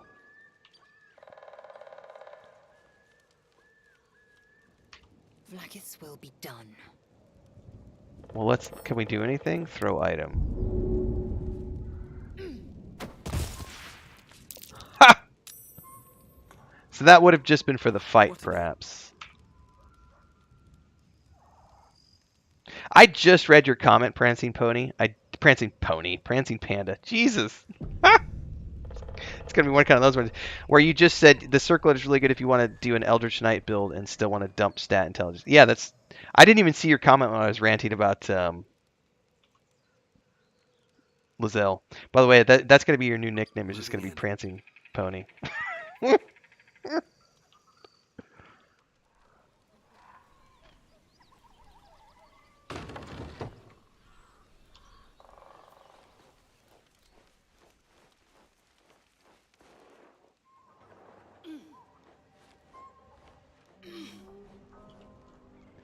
Let's go ahead and just take these out. All right, time to skulk about.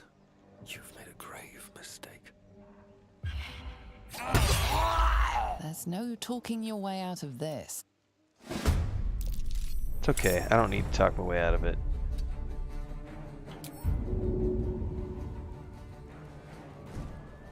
We are goblin slayers, are we not? There is no pity for goblins. Plus, there's 20 XP per one of those that we take out. There is no sympathy for goblins in this party. All these people clamoring about, I wish we could have the goblins as a playable race. Not on my watch. Goblins are a blight to be cleared from the land.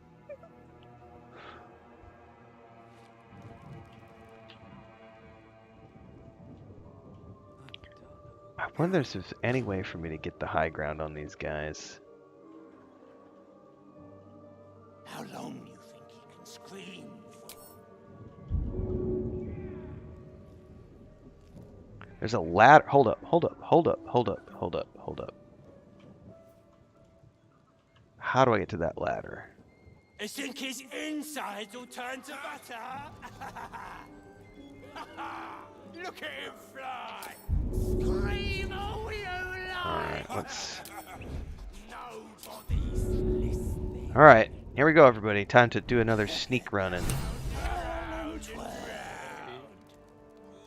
Okay. That's a quick savable moment. We'll see if we can, what happens here. Fly, birdie! Fly! Okay, I wanna get this dude right here. Question is, can I get him without, you know, getting the whole camp into combat? Caught in Oh, the they act of definitely saw killing. me. Like, A fight is Oops. unavoidable now. can I hide? Is there any point to hiding?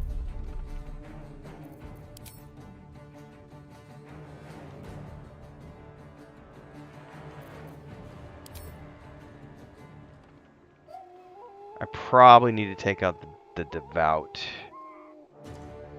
There's the goblin boss, but other people can handle the boss. Breathe quiet. Move with Yeah, care. they're still gonna get me. Alright. I wonder what the next move is. Well, the next move is to miss your cantrip.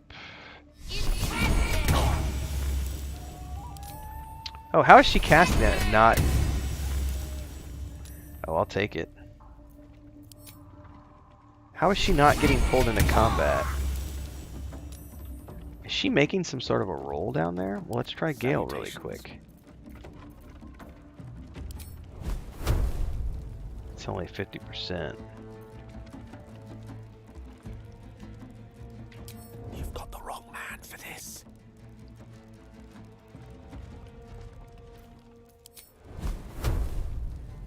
%. Path is interrupted.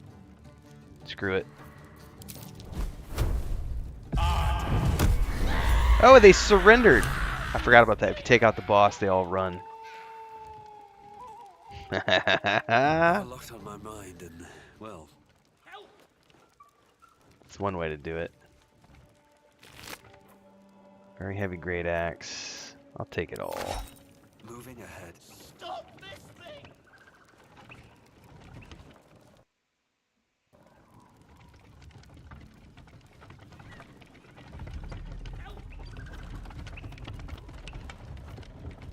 Let's see what this does.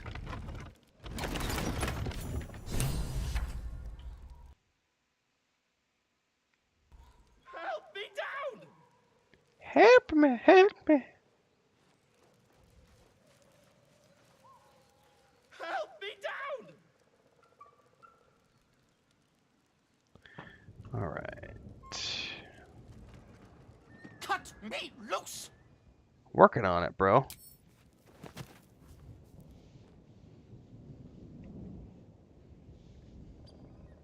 Ugh. Maga Kamara. Those pustulant thugs. Well, get on with it. Get on with what? I'm a deep gnome, you're a drow. You helped me, now you plan to enslave me. You've apparently only met Lothstrows. Excuse me, you've only met Lothstrow, it seems. What then? You're free to continue. Just like that? I'm sure. Take my pack, if you can find it.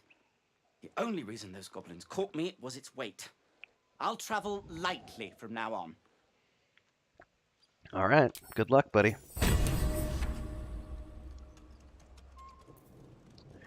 Little bit by little bit, we're edging closer to level 4. We are going to be playing the Rogue throughout the week leading up to the launch of Baldur's Gate 3 next week, which, are we 1 week away yet? I think tomorrow is 1 week exactly. Tomorrow is 1 week exactly, so we're just over a week away.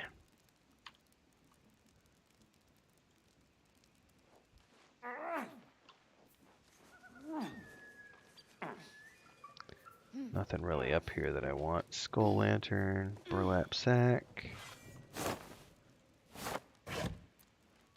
Take all of those things. Let's go downstairs.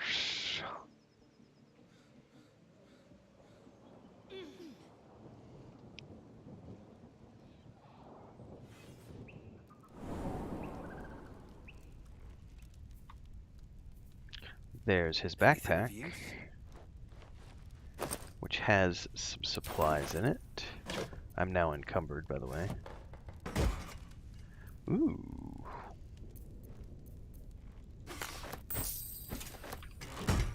Which means we need to sell somewhere.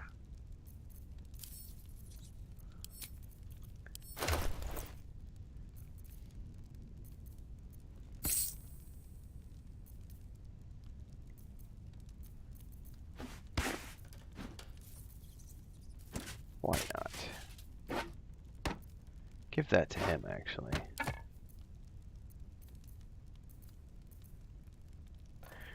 Alright. Gale, my buddy, old pal.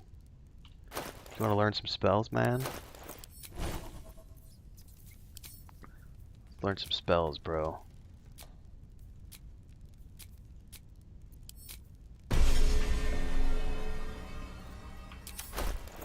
Quick save!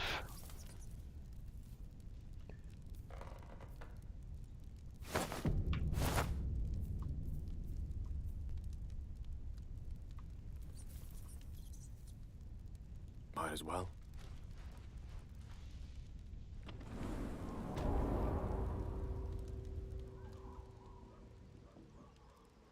All right. To new horizons.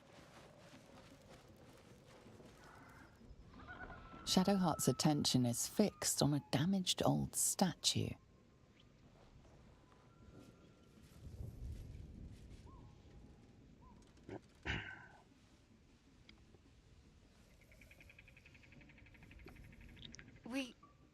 We should keep moving. What was that? Nothing. The trick of the light. But something tells me there might be a solution to some of our problems hiding in this wilderness. If there's something else you'd like to say, I'm listening. Ooh, that's a big DC. Woot! We got it covered. We are smooth, suave, and sophisticated. There's signs there was a conflict around here, some time ago, and different to what we've seen so far. Conflict needs opposing sides. Whoever they were, they must have had resources. A little investigating could turn up something of interest. Let's go. Alright, what are you not telling me?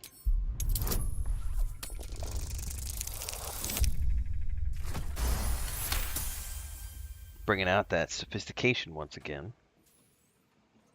You're not going to let this go, are you? Nope. I worship Shah, the mistress of the night. The destruction of this Selûne statue looks like the handiwork of my brothers and sisters. Now that you have the truth, please don't make a big fuss about it. The goddess of secrets. How telling. I don't think I've ever seen this dialogue before. I don't care who you worship, we have bigger problems. True. I didn't think you'd react so pragmatically. Perhaps I should have told you sooner.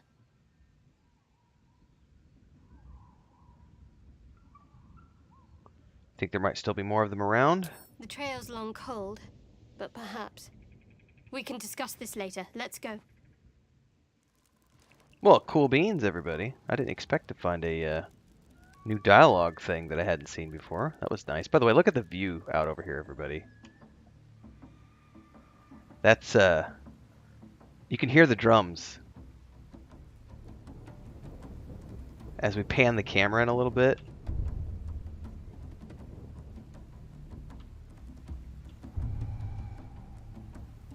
Because that's the Goblin camp. So it looks really cool that you can see it from all the way back here. Obviously, we're seeing, you know, low poly LODs, but still, the fact that we can see it out there is really cool compared to where my characters are right here.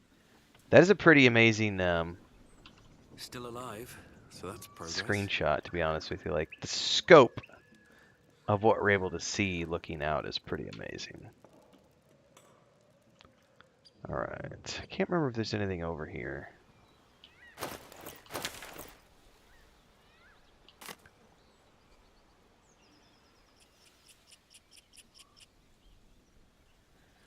I actually probably want to go north and east. I'm going to skip the... We're going to skip the... Can I skip that?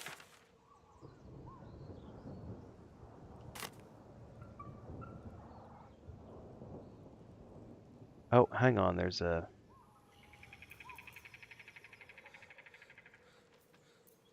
Out of sight, out of mind. There's a secret encounter here. There's a bugbear. We're going to have to take care of the bugbear. We're going to sneak by him, yeah? Here, little bugbear. You got some cupcakes for me, yeah? Some rotten eggs. Let's take care of him while he's sleeping. You can't have disadvantage against the target. Oh, what?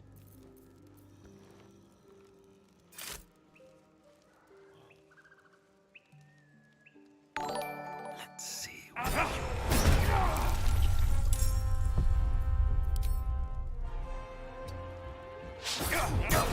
Draw Ragslin, oh Lord, draw Ragslin. Staying out of sight.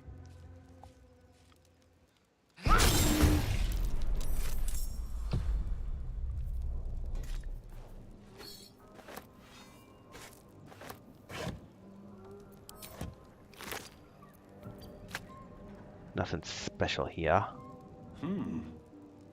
Hmm. What? Just another crate. Oh, he won't open that one. Alright. Breathe quiet. Move with care. Alright. Very well. Let's move on, ladies and gents. I guess the only way to is through here, north. Otherwise, I need to go all the way back out. Well, just for the sake of...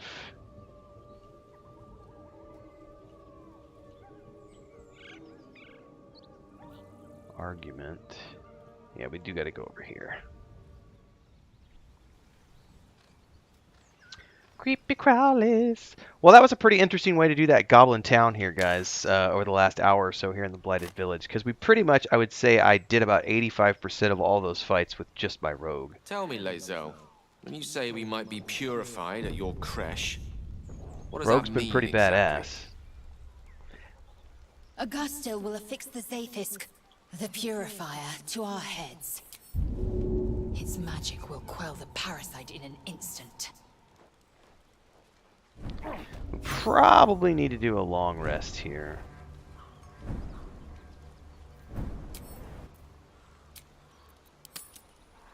Considering we're a little bit low on resources. Gale wants to talk to me. On my mind. Ah, there you are. How did you enjoy my dear stew this evening? It's an old family recipe. I like stew. It was delicious. Good. I tend to season it with spices from Karator, but given what's available to us, good old Rosemary had to see us through. I like Not that I rosemary. mean to regale you with my culinary exploits. There's actually something quite different I'd like to discuss. Okay. We've been traveling together for a while now, and during those travels, I've been observing you. I want you to know that I like what I see. The way you diffuse the tension between Zevlor and Aradin. The way you got Korga to release the girl. In short, I've grown to trust you. Trust is a dangerous thing, buddy. Now I need you to place your trust in me. Our journey together is bound to last a while still. As such, I feel compelled to speak. I say this because there's something I desperately need. But while I'll tell you what that something is, I won't tell you why. I have to ask you to I like the agree to this circlet that we before gave him, carrying by on the this way. conversation. You sense danger and secrecy. Use your tadpole to... No. I'm going to say, alright, I agree. I don't need to probe, you know. Thank you. I see I did well to I trust trust Gale. He's a Now, good dude. to the matter And I'm not a magic user, so I don't really See, care if he I takes my have blue a items. Haha. condition. A condition different from the tadpole, but just as deadly. Okay. The only way to appease said condition is for me to take powerful magical artifacts and absorb the weave inside. It's been days since I last consumed an artifact, before we were abducted. Okay. It is time. And by that, I mean it's imperative that I find and consume powerful strands of weave at the earliest possible juncture. What happens if you don't? Catastrophe. Okay. Where are we supposed to find the artifacts you As need? luck would have it, Faerun is full of them, though I do feel obliged to point out that items of power tend to be in the hands of the powerful. There'll be danger involved. All great cost.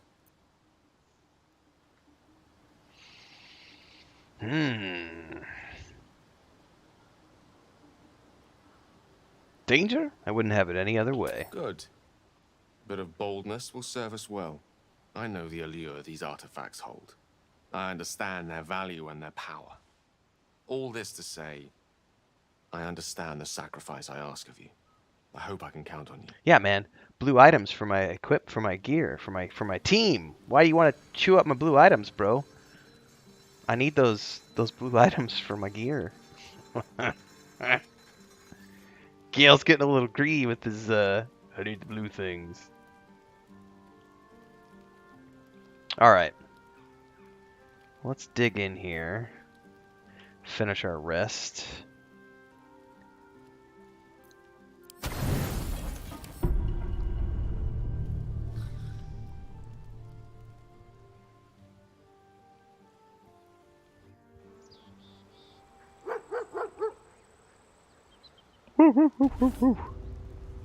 Alright.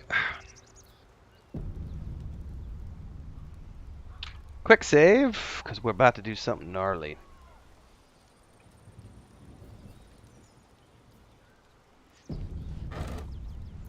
I will happily take your camp supplies. Don't care about the bottles, Open up. though. Just the thieves' tools.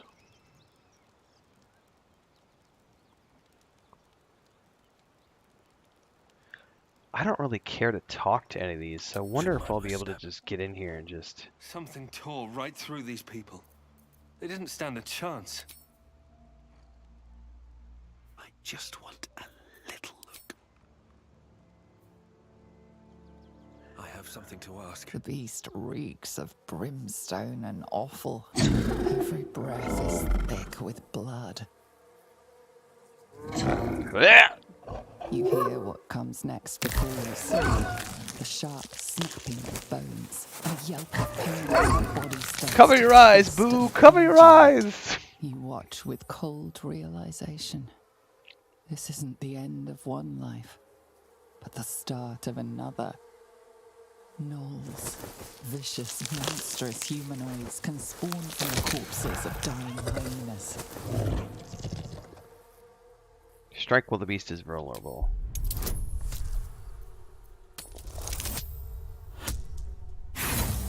No! This is not going to be good. I'm going to roll again. Barely. A swift strike against her skull. She yelps, then goes still. As the life fades from her eyes, the gnoll within her dies too. Well, since we're going this way, that means tomorrow we'll go down and do the hag. We'll do all the hag stuff tomorrow. And I bet after we do the hag, we could probably do... Actually, you know what? Because of where we're heading, we'll probably end up doing Joaquin's Rest first tomorrow. And then the hag fight after, if we get to the hag fight tomorrow. And then by the weekend, we should be into the Underdark. I would assume by Saturday we'll be in the Underdark. And we're going to take this character all the way through until launch. So I think the last couple of days we'll do a community vote. So we'll open up the conversation options to certain things and have you guys vote on those. It's a little, the integration for Twitch is a little bit better, but we'll still do it here. So stick around for that. In the meantime, I got to get my whole party in here because this is not good. Cutting to the chase. Okay.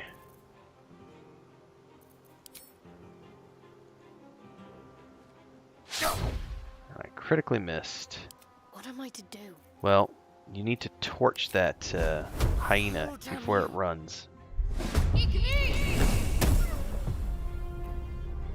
Battle of wits. Where do I go from here? Don't let it run! No, it's gonna go get friends.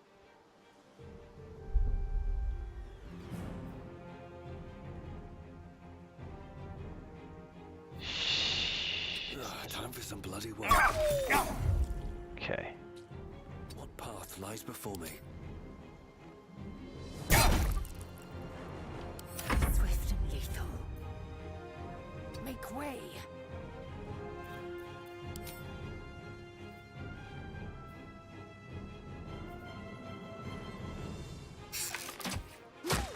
Okay. Don't get too close.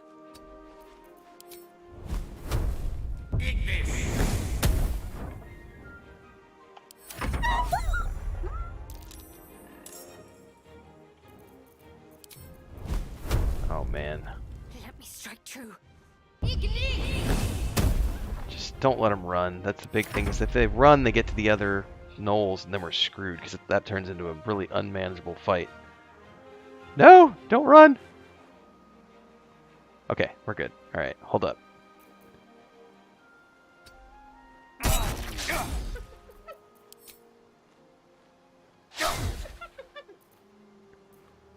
Alright. You need to... 4265. Awesome. Superiority dice for the win.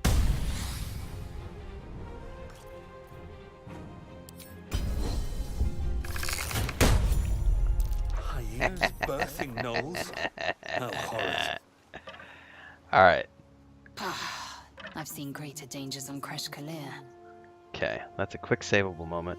Because next up, we're going to see if we can't take care of this other gnoll pack right away with the sneaky sneak. Alright. Don't want to draw any attention. Let's see what this looks like. Joe California says, I know they're not dogs, but those yelps just don't sound right. Yeah, man. That's not a pretty scene. It's really not. Alright, so there's no way I'm going to be able to get them from this side. What about the other side?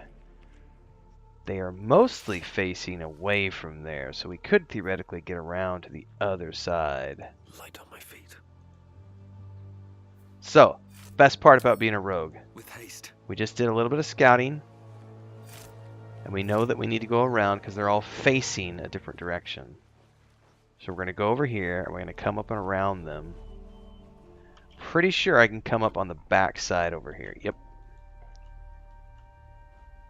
We're going to completely bypass them. Run down here. Come up here. Okay, we still got plenty of line of sight here, so we're going to do a quick save. And we're going to say I can come all the way up to here, it looks like, before I need to worry about sneak. Just out of view. Alright, I'm still going to get seen by the one unless we have some way to distract. It's this one right here that's looking in my direction. But if you see over here, I could get up through here.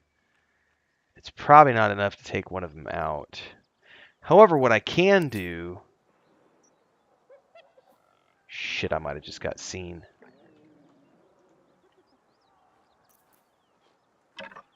Maybe not. Alright, let's see here.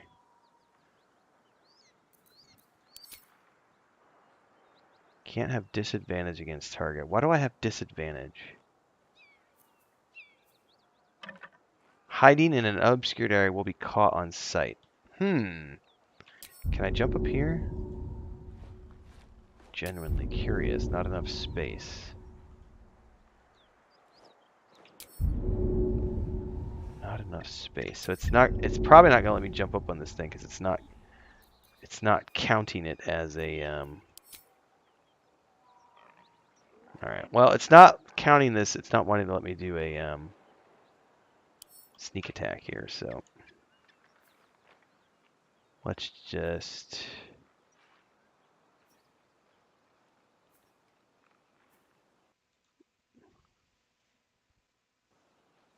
here we go.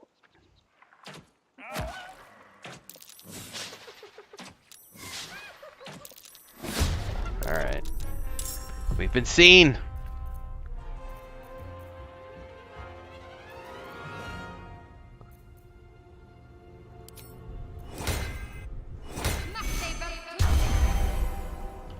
Still breathing, despite everything.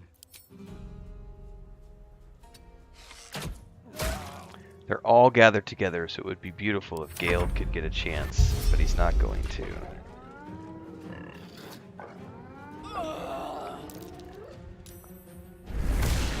These guys suck from a distance. The triple shot is what gets you. Alright, Gale, buddy, old pal. Grease these bitches. Okay.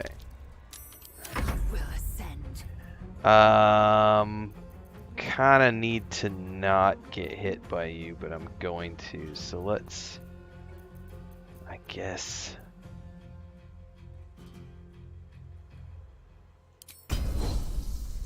I will not know failure. Oh, well, I guess it's gonna hit that one instead. Okay.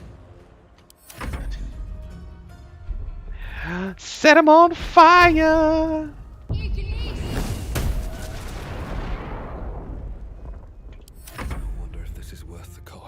And we're gonna sneak attack this bro right here because we can. Why does it say I have disadvantage? I should have used a disengage there, which was not very smart of me.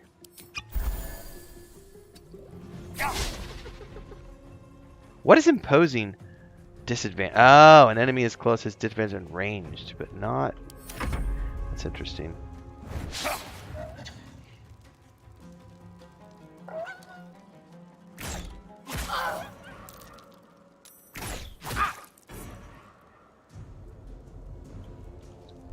Well, hey, buddies.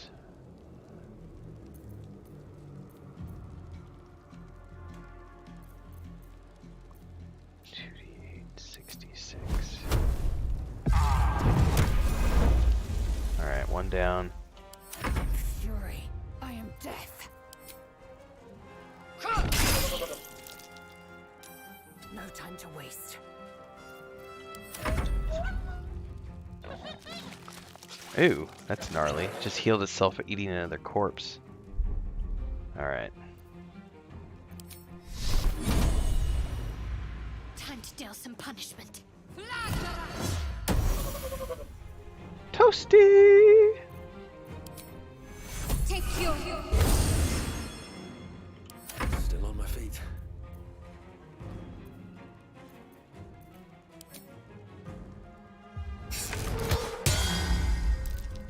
All right, time to skulk about. That trip. Oh, he missed all 3 attacks. That like never happens. With ease.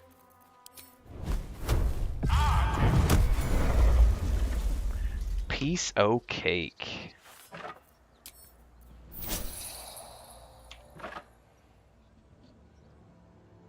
I can dig it. Alright, so that one's done. I don't need that. No traps, please.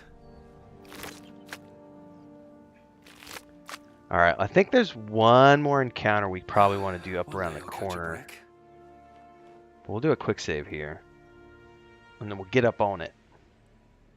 How deep are we into the stream, everybody? We are 2 hours in. Yeah, we'll do one more encounter. We'll do one more encounter. We'll go do the gnolls at the cave entrance ahead of Joaquin's Rest. Then tomorrow we'll come back and we'll pick up where we left off and we'll be doing the Joaquin's Rest area followed by the Hag area. We've still probably got another 20-30 minutes though, so we'll just keep going. By the way, if you haven't already done so, check out the 2 videos that launched this morning, and don't forget at 5 p.m. Central today will be the big bad boss fight, which in this case is going to be that Troll Ogre episode we recorded earlier, so I'll push that live this afternoon. And we got a Star Wars Outlaws documentary diving into the Lucasfilm Games Diary episode they just published. That's today at 2 p.m. So make sure to like, subscribe, hit the bell icon so you get all the updates. Excuse me. A little bit of burples there. Alright, I don't really think I want to do it from this angle, although I've never done it with the Rogue before, so let's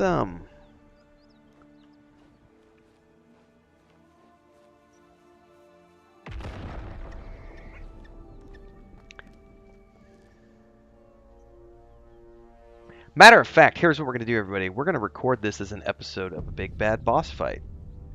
Because this is a big bad boss fight that I haven't done with the Rogue before. So let's do a hard quick save here. For those of you who have never tuned into one of my live streams before, occasionally I'll record episodes in the middle of these live streams. They have an intro and an outro, so it sounds kind of weird. So just roll with it. You'll get used to it as you follow along with more streams. So without further ado, let me tab over here and hit the record button on Streamlabs. What's up, everybody? We are here on my Rogue, who is still level 3. We're getting close to level 4, and we're about to do this one nasty gnoll fight up ahead, which is outside of these caves where the Zentrum are. This is one of the episodes of my Big Bad Boss Fight series. I push one of these live every day around 5 p.m. Central. For those of you who like that kind of stuff, if you just heard a cat meow, it's because Lucas is down here wanting me to let him out. So every day we do one of these, and it's generally different types of boss fights and encounters that we find in Baldur's Gate 3 from lots of different angles. We've done the Sorcerer, we've done the Druid, we've done the Ranger, we're doing the Rogue right now, and I gotta let a kitty cat out. Which all means I'll have to edit this out of the episode. Or are you gonna sit here? Sit down, buddy. Calm down. Lucas is being a little needy.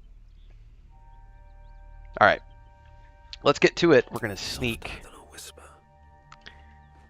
And we're going to see what we can see, because I genuinely haven't ever done it from this side. I've usually tried to get up in here and have advantage on all these guys. But it looks like I could sneak up here and get advantage on that one right there, possibly. So here's what I want to do. I want to bring him up in here. Let's bring the whole party up. Stop it, Lucas. You're scratching my chair, buddy. I'm going to have to let a cat out.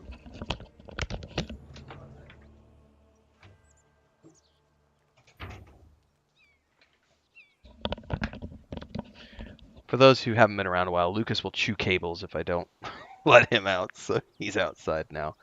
Alright, we got the whole party up here. Let's sneak the whole party. I don't need any attention right now. But let's separate everybody. And let's bring my dude up in here. What I want to do is wait for that one to move away. Why do I still have disadvantage? It says I have disadvantage against the target, which I really don't understand. Let's get up in here and see if we can get this.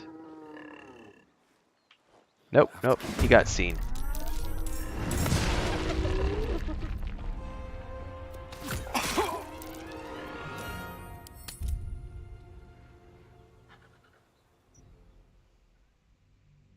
We'll do some fancy editing on this one, because I got to figure out how to...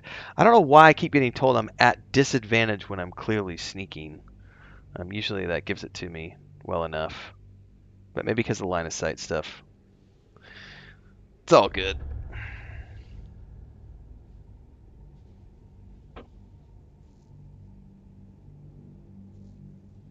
Well, while that's loading...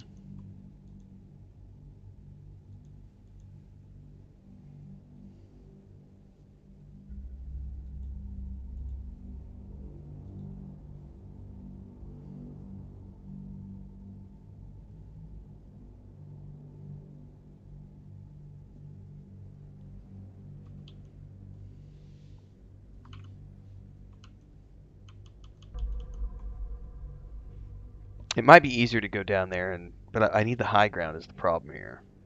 This fight is really nasty if you don't have the high ground.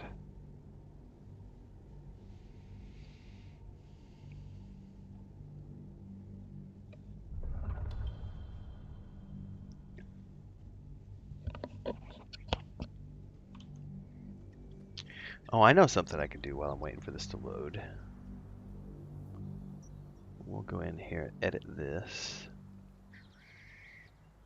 And we'll go down here to this, and we'll do this. And we'll go to this. Perfect.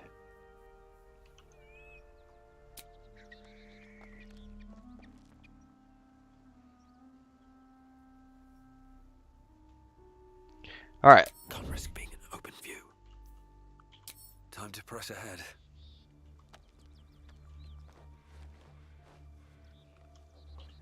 I don't really know how I'm going to do this without...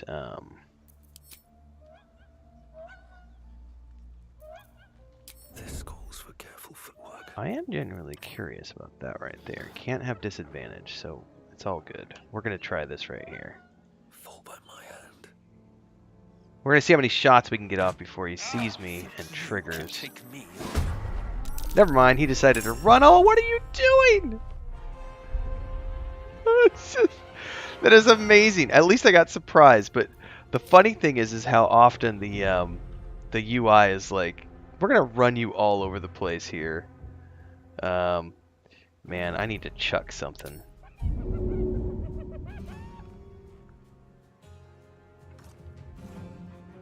Is he gonna throw it? It's acting like he's not gonna throw it. He's like stuck up here or something, or glitched out.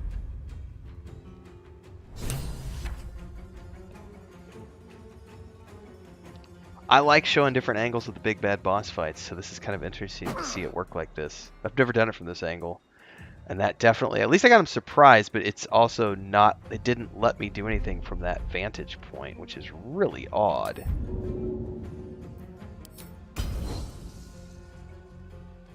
My path be true.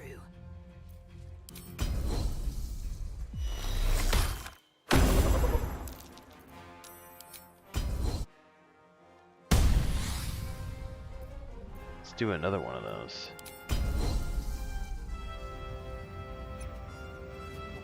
Only 30%.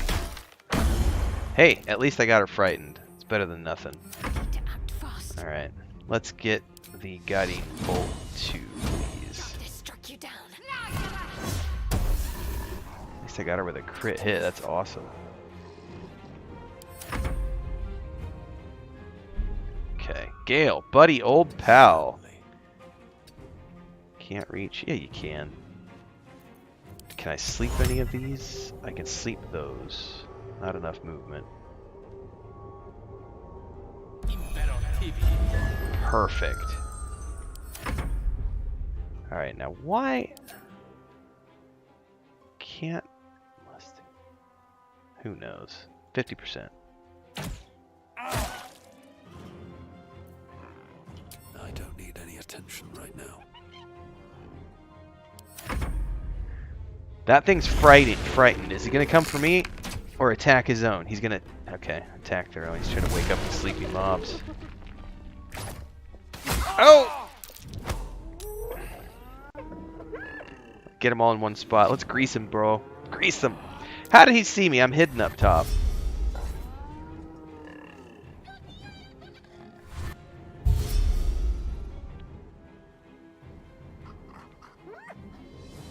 Well, this is one way that I've never done this fight before.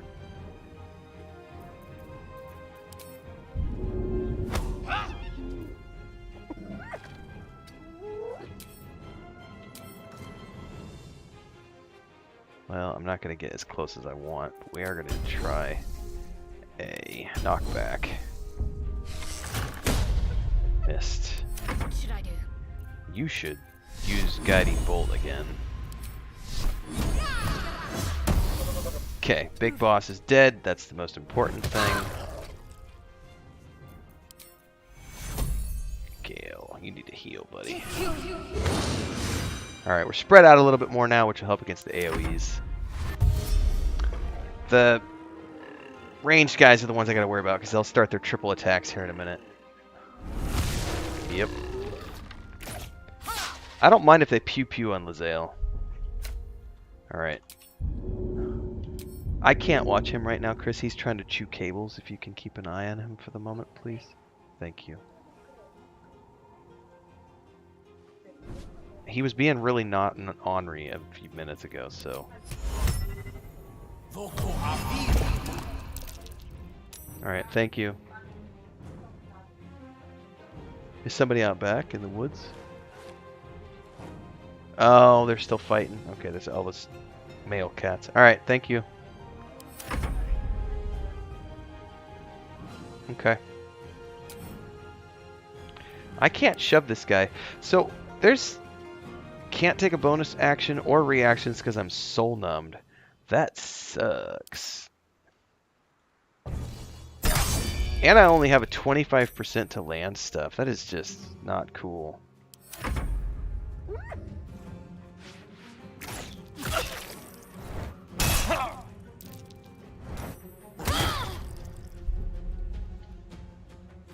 Alright, we need to... Only got a 16% chance. Not worth it. Cleave isn't going to hit 2, so let's just do... Lacerate. And...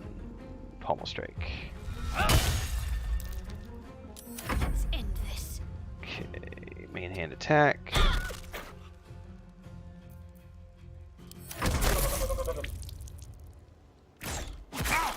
Woo! Alright, light him on fire. An invisibility spell works too, you know. Alright, let's try to kill the...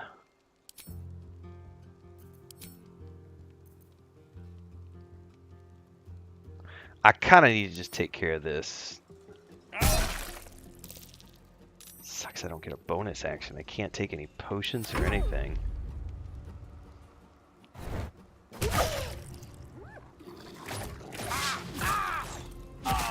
Oh, Gale's down.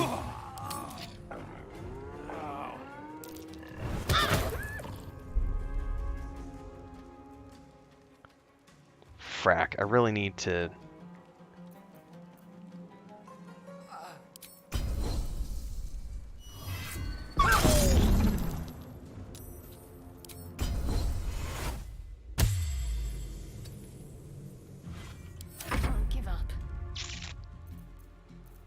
Oh man, this is not good. Not good. No good options here. So let's help. We'll help Gale up and then drink a potion. He'll shoot again. God, those triple attacks are so nasty. Gale, please sleep these dudes, man.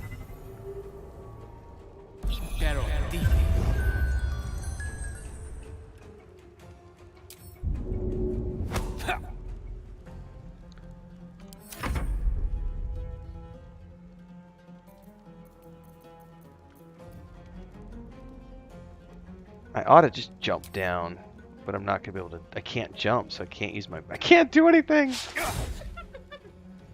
My poor rogue's gonna die. Well, at least he didn't shoot on me then. Oh, that's what I was afraid of.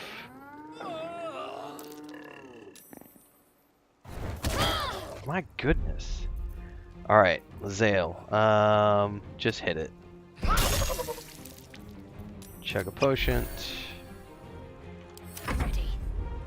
I can't heal, so get your ass up here. Oh, I should have used a potion. God, they're going for the high ground. Okay. Do I not have access to anybody's potions? There we go.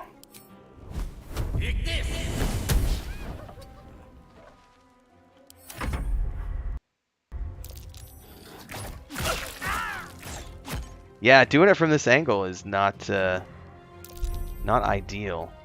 This will probably be a fail episode. I haven't done one of those in a while.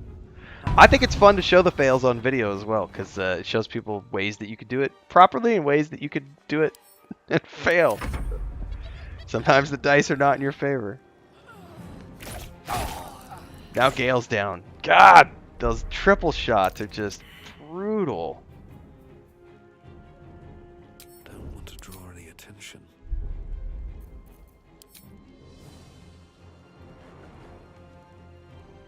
They've both got full hit points. That's...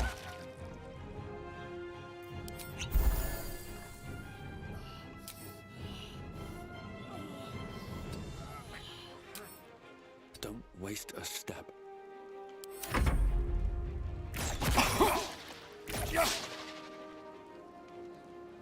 Man, I need to get up on it.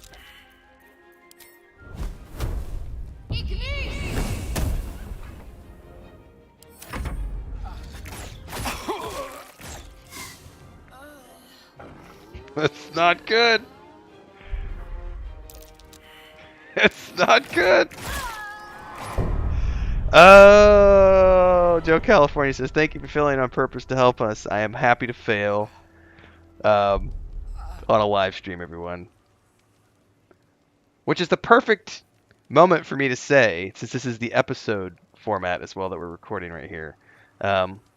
If you liked watching me fail, don't forget to like, subscribe, and hit that bell icon, because you can always catch me failing in live streams. But that's going to be the end of this big bad boss fight fail version, because obviously we did fail. But hopefully we'll see you in the next one, or the next live stream. Check out the Discord, links are down below.